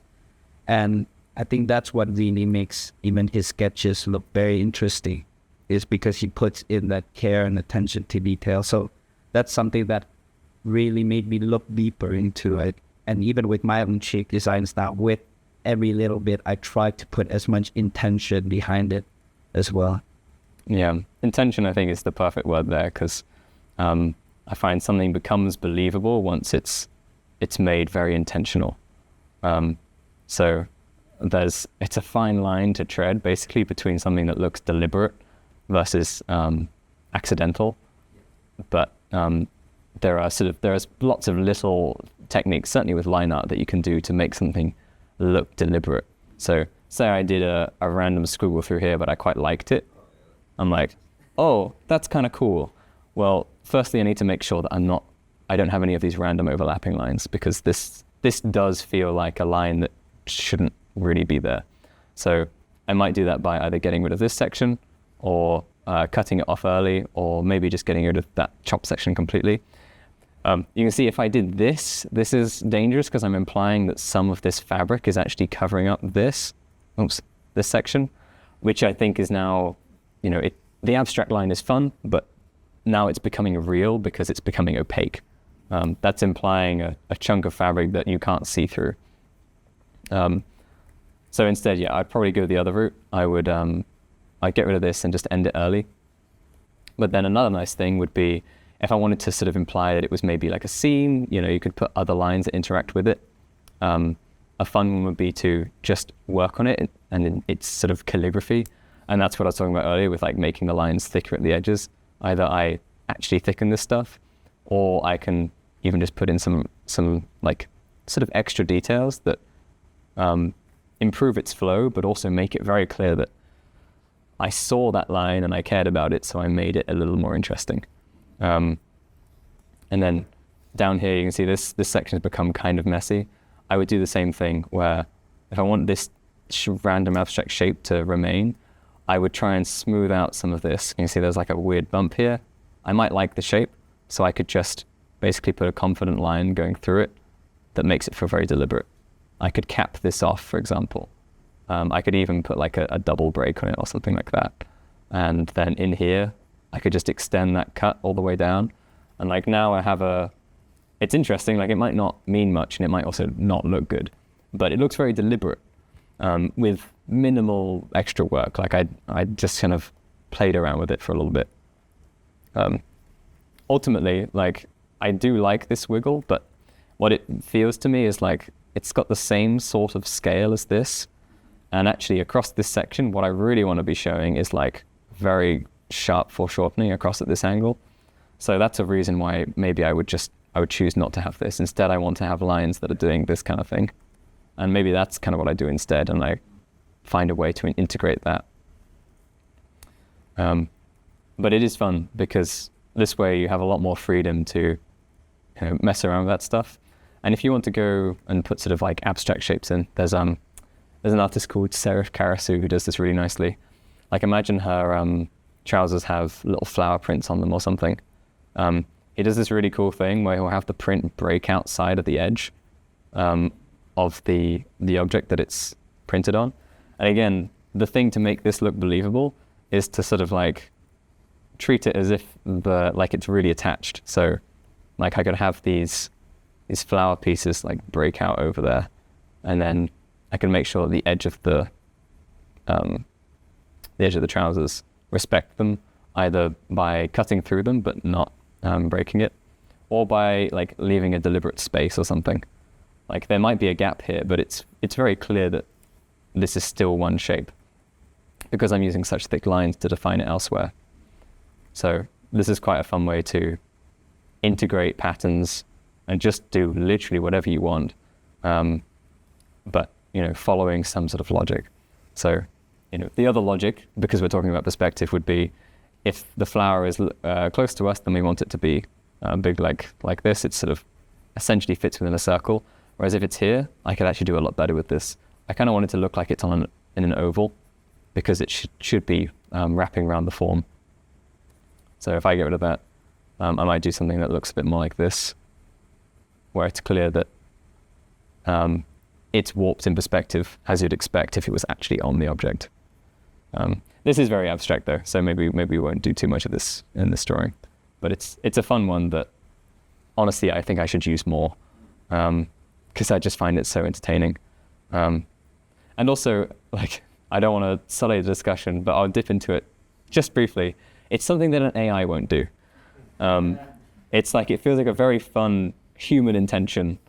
And I don't see that stuff pop up in AI generations. So, like, it is a really interesting way to sort of just think about, like, what's the experience of a human creating a piece of artwork? And a lot of the time it comes down to the fact that humans enjoy it. Like, we all really enjoy the process of making it as well as the result. And it can be frustrating in places when you're trying to do something specific, but in areas where you can have fun, go for it and have fun. And I think it will really show through in the final piece. All right, so I can start being really bold with the lines coming down here because this is getting very close to us.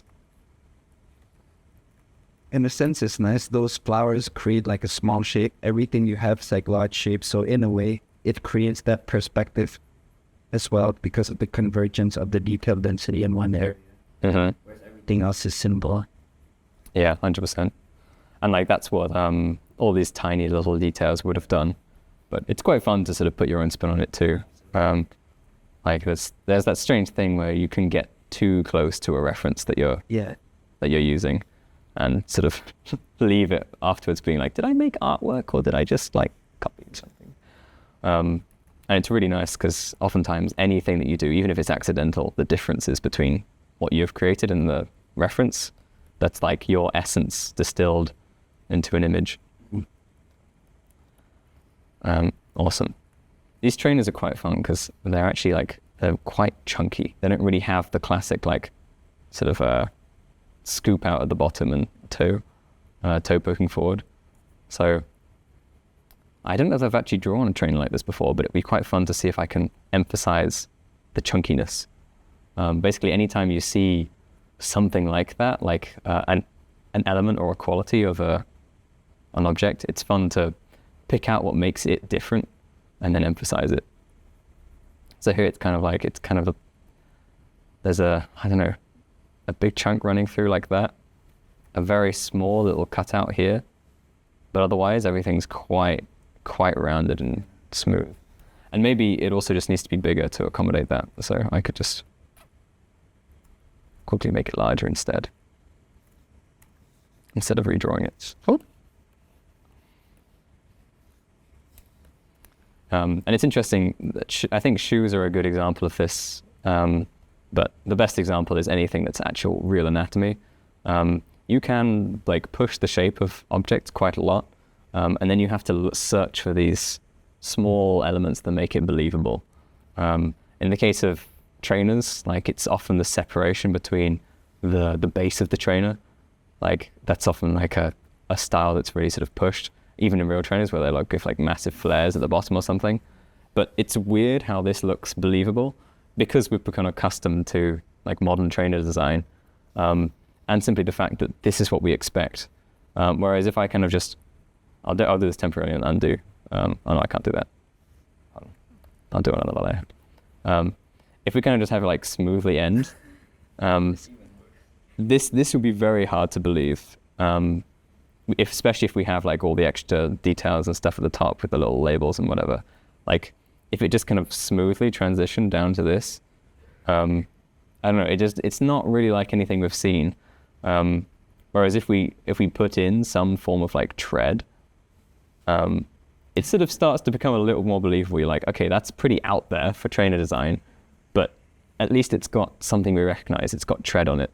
In the case of like something human related, it would be like drawing a hand that looks like this, and being like, it's a hand, but like it's hard to sell someone on the fact that this is a hand.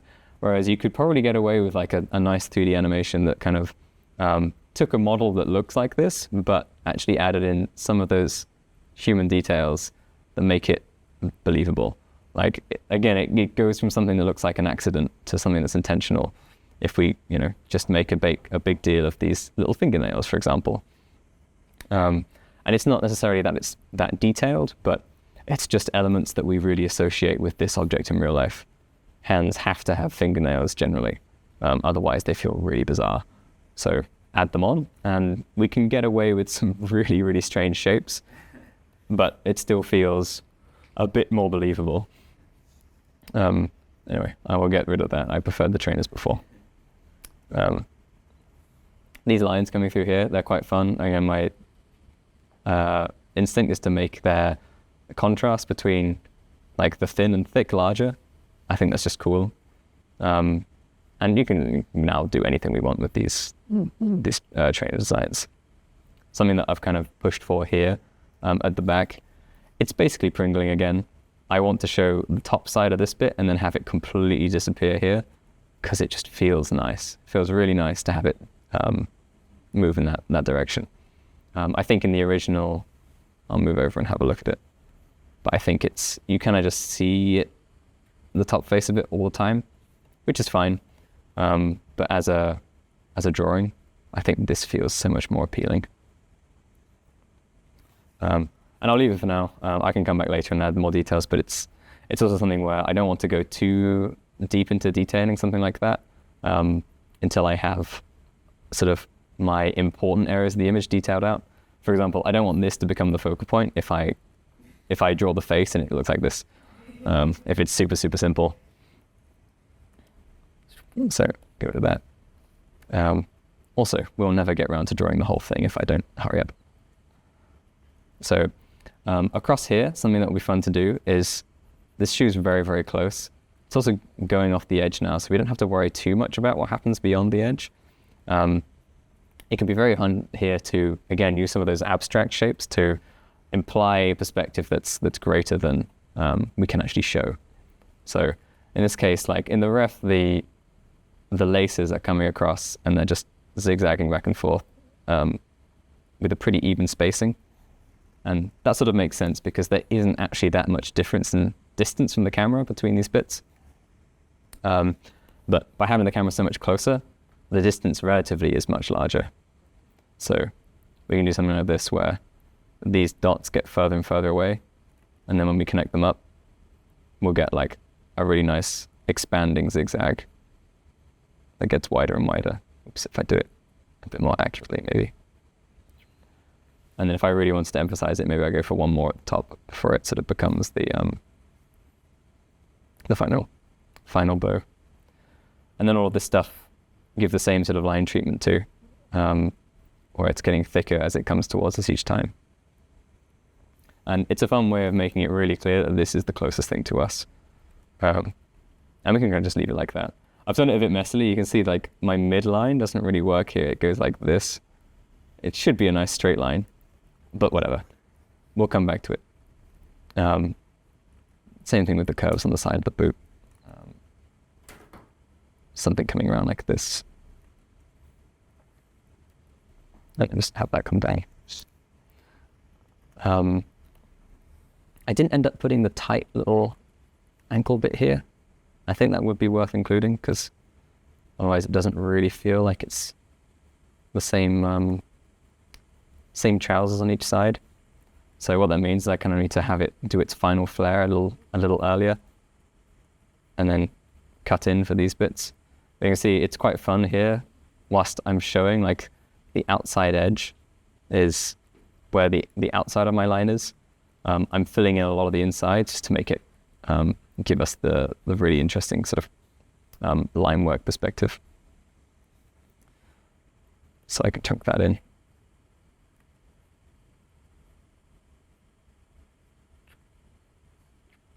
And then this isn't really related to perspective, but it's just something that I've picked up to make mark making more interesting.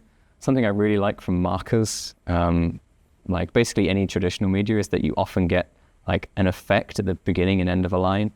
You can do that with a tablet. You just have to kind of like get into the rhythm of it. So drawing a line and then just like giving a little wiggle and a push at the end.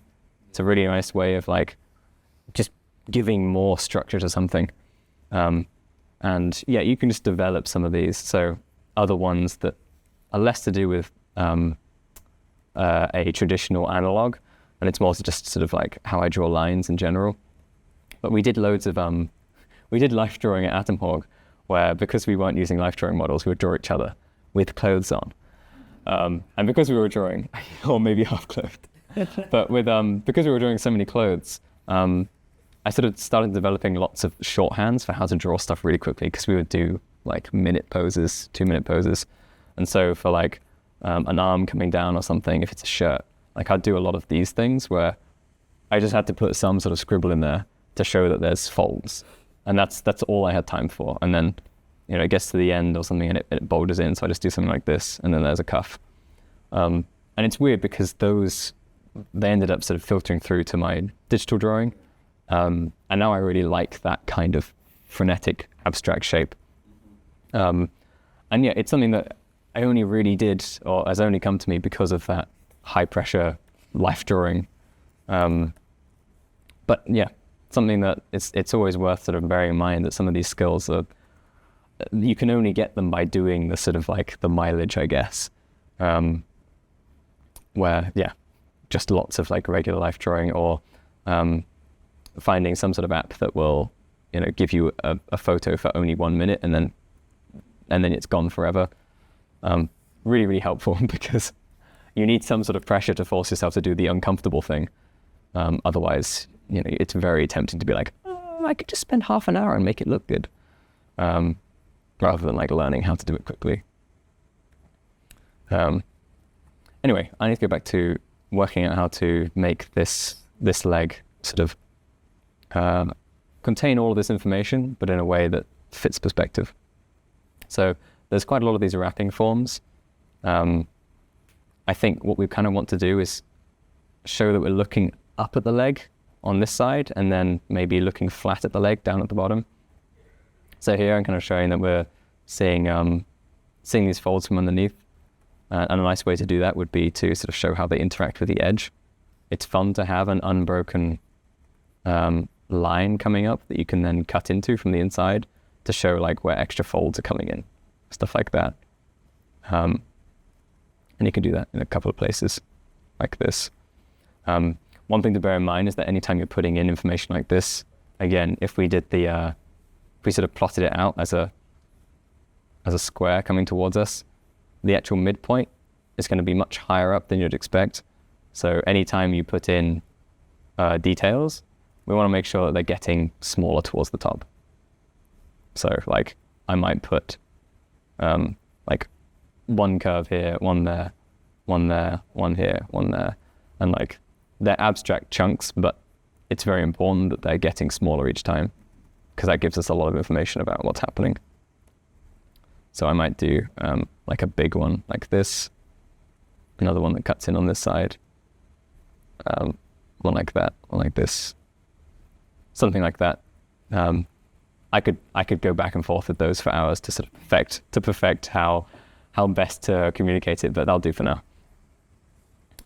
It's interesting, we don't really see her knee that much, so I want to put something in that like indicates where the knee is.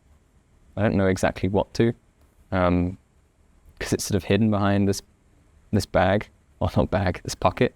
To be the folds or the pants behind the knees. Yeah, exactly. So you might just sort of make something up. Originally, I kind of just had this line coming over. That's not a bad solution, but it's always nice to make it into something real. So we've got like some extra folds up top. We can just connect those down.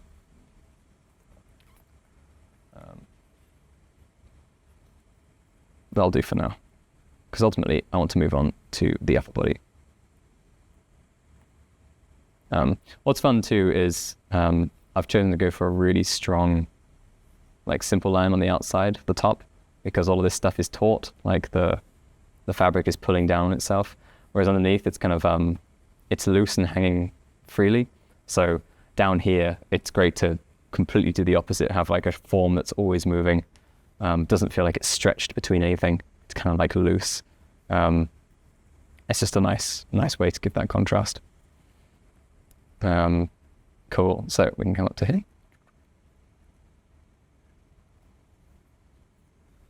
Anytime I'm doing something like this, you can be fairly accurate with the perspective going across with your lines, but it can also be nice to just slightly exaggerate how much the distance here is actually going to shrink, because again, in this little local area, it's going to give us more information about it. And then, like any object, the center line, we want to make sure it's clear that it's much further in this direction. So really making sure the center line moves over. That's a very helpful way to keep reinforcing the perspective. Same thing with these little tassels coming down. Like, we need to make sure that they don't come anywhere over on this side of the image.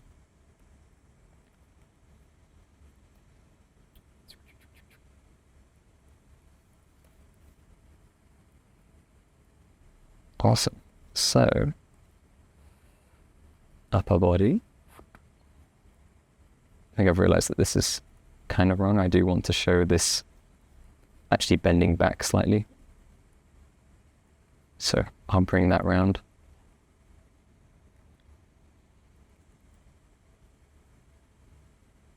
And then you can see these aren't straight lines, but they are they're still kind of giving a sense of that overall perspective line. It's hard to say exactly how to work out these shapes, but anytime you've got something like this, we're kind of thinking about the majority of the straight section. That's going to give us a sense of where our sort of perceived perspective is. So if I was to draw another line above it like this, I'm sort of interested in this section relative to this section. Do these look like they're on the same grid? And as long as they do, then great. You can see that that would extend up.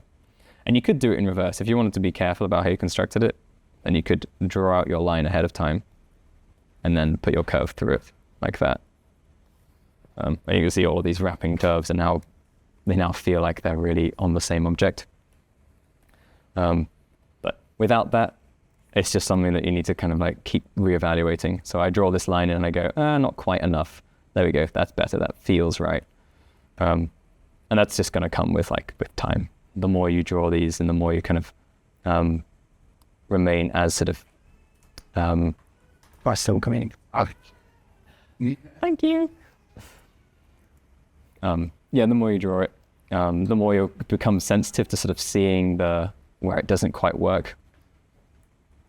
And so it will become like a second nature. You'll want to change the line because it doesn't feel quite right. This is actually kind of interesting. These curves here in the fabric, they're pointing down, so it looks like we're looking at them from above. And because we've switched our perspective, we're now not seeing them from above. But that means we kind of have to change their shape completely, where a fold of fabric is coming around from the back, and we're seeing an overlap from the other side. Kind of difficult to do, especially because what they're actually doing is coming from higher up on the back and then round to lower down on the front. Obviously, we have to choose something. We've got to put something there. I think it's probably best to show a little bit of both, maybe, where you could kind of have this line indicating that's coming higher to lower, this line showing that we're from underneath, and then leave it at that or something. Jordan was actually just talking about adding these like textures that are based on intersections like this, T intersections. And they're really nice because, what did you say? They're like yeah, exactly. The most extreme like contrapost. So essentially two energies or two movements that are completely at odds with each other. And it makes for like interesting, an interesting energy, as vague as that sounds. But we can feel that there's some tension here because these lines are like butting up against each other. Whereas if everything was like flowing, it would look like there's no tension, there's no sort of bunching up or anything like that. So yeah, bring that up. And I need to work out where I want to put the jacket coming down. So this is quite an important line because I think, especially if I went to color, this is going to be a big break between two areas of color. So I want to make sure that this reinforces the perspective very clearly. And it's also an opportunity where I kind of need to make a choice. So here you can see that the tips of the jacket, they do actually point down lower than the back of the jacket. So it's kind of like this, holes into the sleeves. These do end up a lot lower. And so if you imagine looking at this from underneath, you don't get a very simple shape like this where this is the underside of the jacket. Because essentially these are coming down at the same time because they're longer. So maybe we do something like this, still kind of feels like it's in perspective, or we keep how it is where they actually are lower, but then maybe we show the line come up and down and back. I don't know. It's actually quite difficult to decide. The simplest thing I find is that if this stands out as a jacket design where it's like different to what you'd expect, then it's better to revert to what is expected instead, and that would be to have it the same length all the way around. So in this case, we'd have a line come down. This would be the corner, and then the back of the jacket will loop around the back like this. And that might do the best job because it's going to appear like we're looking at it from underneath. It's very hard to say though. I think it depends what you want to emphasize, right? If you want simple understanding, breaking it down to its simplest understandable shape is the way to go. Sometimes it really also just depends on like what shape do I want, because it's nice to have a bit more negative shape come up into here. That's the thing you definitely want to emphasize. I'm not sure. There's also a big pocket here, so I could use the pocket to emphasize the perspective better. For example, by having these lines tilt backwards like this, we get a sense that there's a plane here. It's tilting away from us. So I could use that instead. That might be like a way to sort of fix it. So maybe I'll do that. I'll just like have this big pocket. Then it's like hedge bits and whatever. Anyway, I'm not sure. It doesn't seem to work for me right now. We'll just draw the outside shape, which is something like this, and then move on to the arm, and I'll come back to it later. This will be an interesting point. So she's got a pose with her hands that is already seeing it from underneath. The best way, again, sort of like we were just talking about, to think about any object is like, how can you simplify the hands down to something really simple, so that it's very easy to understand. I've kind of drawn some sausages here. Essentially, I'm treating the hand as if it's a square like this with 4 joints on, and then some fingers are going up, some are kind of coming out like this. That is a good way to go about it, because we'll immediately understand the structure. A difficult one would be, because we're looking at it from even further underneath, those 2 fingers that are coming down the middle might look like this, and then this finger here might be coming directly towards the camera, which would be fun, like to try and include, but obviously a bigger challenge. So it's whether you think you can kind of pull off that extreme overlap or not. Sometimes it might work, sometimes it might just look really goofy. So I don't know, something like this I think could work, but we definitely want to emphasize that we're looking at it underneath. So emphasizing the amount of hand underneath that we can see here will be a nice way to do it. Whereas here you can see that there's not as much of the palm showing. It's also being covered up, which doesn't help. So maybe I'll do this with the sleeve.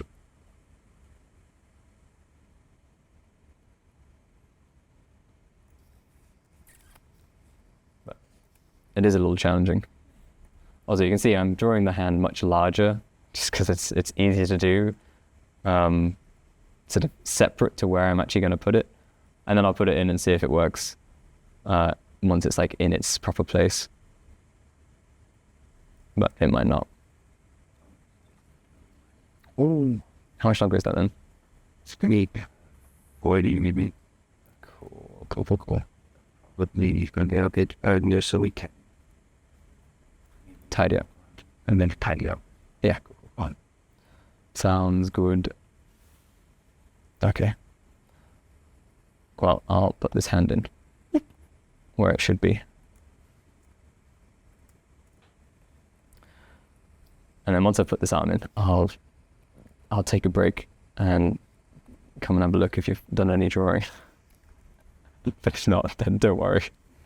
Also, as before, if you still have any questions about anything, be it about this perspective stuff or literally any other aspect, feel free to ask. And I can just ramble about it a little bit. Me personal questions as well.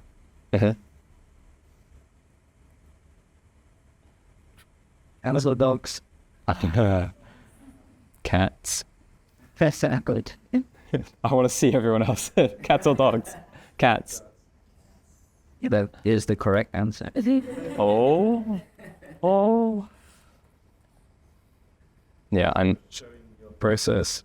It seems like half the time you're just kind of entertaining yourself with like fun ideas. Does that kind of relate? I'd say so, yes. I think when I'm rendering that's maybe less the case. So I don't mean boring stuff. I want examples. So like Station and what oh, that's true. we have to read. But yeah, like if I'm rendering an object, there's sometimes it's like I just need to do what's required to make it read. But all the time, like if there's an opportunity for something fun, like this is a lot of fun. I'm just playing with shapes. I'm like, anytime I can get a little rhythm. So like this section here, it's kind of the same shape repeated over and over, except we've got small, medium, and big. Whoa! Like I love adding stuff like that. Same with this kind of motion here. It's like big chunk wiggles down to a medium chunk wiggles down into a little droplet. That overlap with a very slight darker value. Yeah, exactly. This like it is just originally it's just one color shape that I was drawing. I was basically just doing a silhouette. But then afterwards, this single darker stroke makes it look like there's like an overlap of energy. You see what I mean? These are the things I used to think like, who cares? Yeah, who cares? But honestly, it's these sorts of things, of course, combined with every other decision that gets increasingly from large to small, that ends up with a sum of like a really nice image to look at. So I think that's something that's really stuck with me and something that I've learned to care about a lot more now. Yeah, and a lot of the time it's because I'll see something like this in nature. For blobs and things like that, I have lots of random pictures of like when I've been cooking something and you just like end up with a weird abstract blob of sauce somewhere, or like when oil sort of sits on water and stuff like that. I love the breakdown of big versus small oil droplets. And I will take pictures of those and sometimes just remind myself like what a nice lineup of shapes is. And then try and apply it to an image. I didn't have a specific reference, I don't think, for this. It really was like I was trying to make magic from the top of my head, but the overall sort of breakdown of shapes is really just following those different rules. So yeah, even in a piece where I am doing sort of more boring rendering, I'm trying to find fun places. This is one recently where I don't know if it's as obvious, but like this sort of tree rendering here, I found a nice brush that kind of gave me this thick painty feel. And I started having fun with it because I think it started to feel like satisfying to draw with. That was almost a, I don't know, meditative quality. And you can see how like the brush, I mean, it would be one that would be worth making, or even I should make some similar brushes that work in the same way. But what it has is it was this kind of shape, and it meant that this side like fits into this side. So when I used it, it was nice to kind of like tessellate it together. So every time I did a brush stroke, I was like looking for a way to have it leave like the perfect gap in between. It's almost like a little puzzle or something. Like I'm having a little game where I'm just like choosing to try and make this fit. But the result is like a fun texture. It did what I needed to. Like you can still use it down here too. And yeah, it meant that I enjoyed rendering it rather than feeling like it was really dull and like a dull slog. I don't think I have that when I do photo bashing as much. Probably why I haven't put any photo bashing in here. But I think it's still possible. Maybe because I'll guess no. Here we go. Maybe because when you're photo bashing, sometimes you can do things a lot faster. So you're not having to do a lot of the laborious process. And so the fun when photo bashing will be taking an image that I didn't expect to fit and seeing if I can make it fit. Or just the satisfaction of getting something to like immediately work really well. I think this is a good example of like keeping it sort of loose and fun, where the image was very quick to make because I did a sketch of it. I filled it with value just to very quickly show what was foreground, midground, background. And then within it, I've basically just used different layer modes with a texture. And you can see there's a photo texture in here, but there's also original line work in here. I've made the line work lighter, so it looks like it's a shadow rather than a thick line. And then I've just put some texture on top. And I don't know what the texture was. It didn't really matter as long as it had the right feeling, which in this case was old tattered cloth. So because that process can be so fast, I think I am still having a lot of fun with it, simply because of that. So there's a lot of ways to find the fun in things. I think something that is less obviously fun is like neat presentation, but there's also a lot of satisfaction in neat presentation like this. And whenever I do it, I will make sure that I'm keeping all of these elements as like separate layers and stuff, because in this project, I wanted to make sure that I gave everything this clean look, where I've applied the same textures and stuff. So I will just make it easier for myself by keeping everything as like assets that I can use. So it means later on I can slap them together and immediately get results that feel satisfying. So yeah, but in general, yes, I think if you can make something fun, then it's really worth doing, because you're going to want to do it more, and I think you'll be more passionate about it too. I think it also unlocks creativity. And, going back to like what Thomas really showed me is that I think what really inspires me is how much childlike wonderment he brings to things. Like, once again, like back then I would just be like, what the hell are you doing? Like even during work, lunchtime breaks, he'd be just sketching people without looking at the sketchbook. But then, why are you doing that? That's not gonna go in your portfolio. How's that gonna help? Or he takes coffee stains that he took a picture of and then do a painting from it, or carve an avocado seed during lunchtime into a really cool thing. I was like, these things don't help the grind set, You gotta focus on making the next best piece for your portfolio. But I quickly realized that's exactly what I think contributes to a lot of how he improves so quickly and how a lot of his pieces feel creative. Because creativity, one thing I realized is you achieve that when you're at play, basically. And I think it's true. A lot of us, I think we're a lot more creative as kids because we didn't think too much about things. We're always like, oh, what if we did this? What if we did that? We didn't say no to things, But I think as we got older, we kind of lose touch with that. And I think that's why a lot of my art back then sometimes either felt stiff, or even if I did well, it was such a laborious process that I actually kind of stopped enjoying art for a while. Like every time I thought about doing personal work, it's like, I associate it with pain. But one of the reasons why I think Thomas has been able to improve very consistently is that he just enjoys it. There's no negative associations to art that allows him to keep on working on it, explore new ideas. And that's the key to improvement, right? Is consistency. And when you really enjoy something, it doesn't feel like work. Okay. So I think that's actually really important to try to instill in your art, is a sense of wonderment and fun. And that's, something that I really learned a lot from. It is strange though, because obviously the beginning of today was theory and technical stuff. I really enjoy that. So it's something that I'm always going to enjoy kind of delving deeper into. I can see that isn't fun necessarily a lot of the time. So that's a very sort of useful thing in a sense that I enjoy it. But at school, I chose to do science and maths for A-levels instead of art.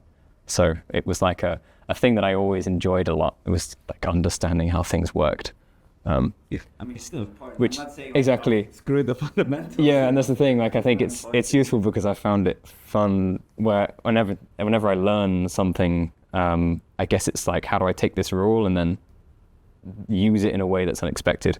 Because that's much more interesting. Yeah. So you'll see that a lot. Like in general, that's just what abstraction or exaggeration is in any artwork. But if you're doing a painting and you've just been learning a bit about subsurface scattering, what it's like, let's just see how far I can push this, because you'll get an interesting result, and you'll also find out when it's too much, and then be like, okay, way too much, I'll bring it back, and you learn a lot about it by doing so.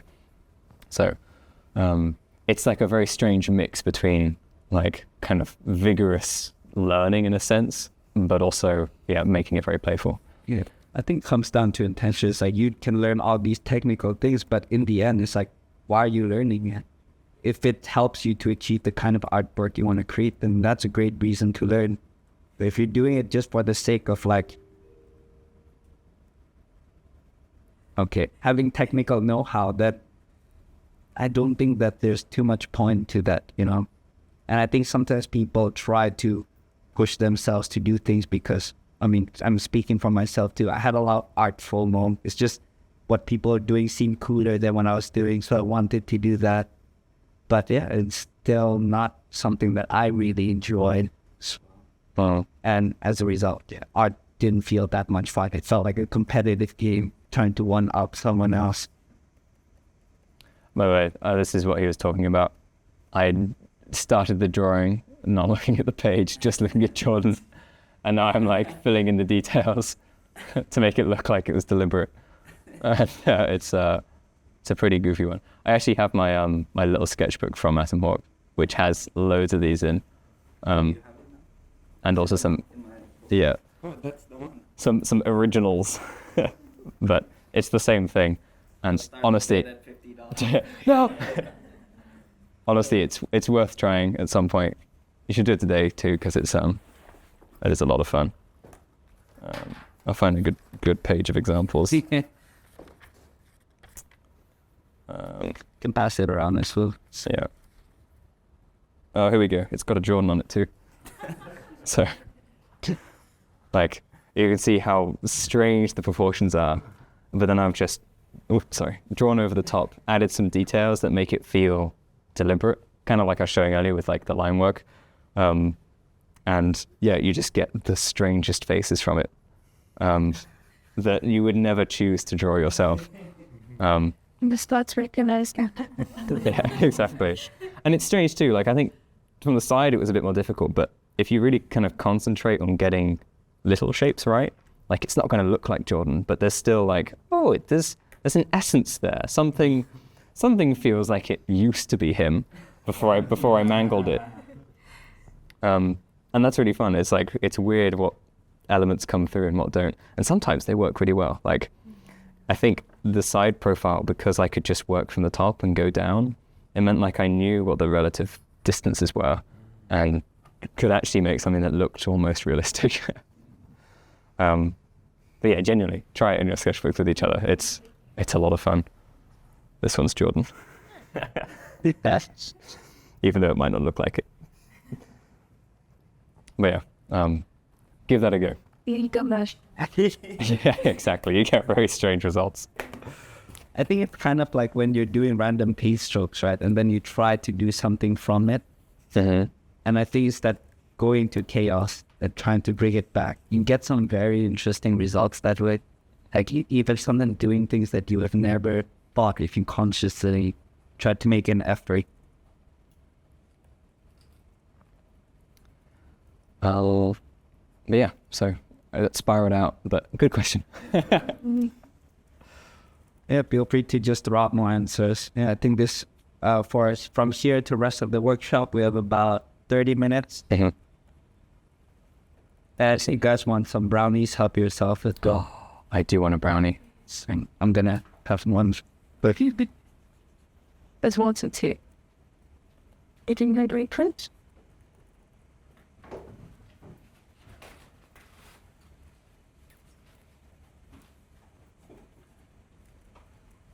me.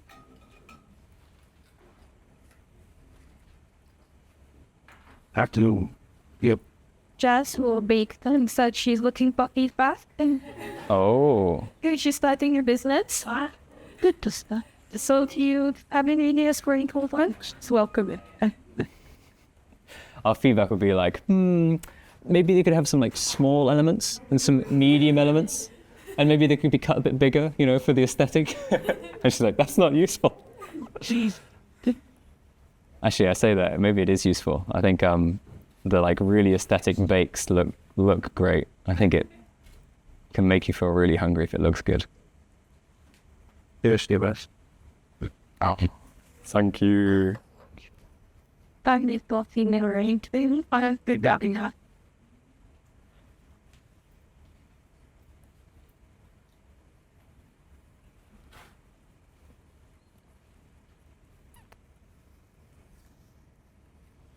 Right, so right.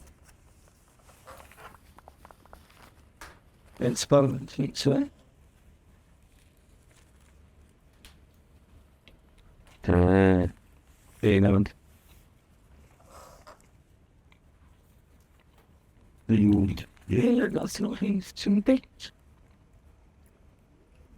called the 10 feet. But yeah, hopefully you all enjoyed the very first Artnest workshop. And thank you so much, Thomas, for the course. Very generously sharing. Okay, good. Thank you all for being my audience. Yeah.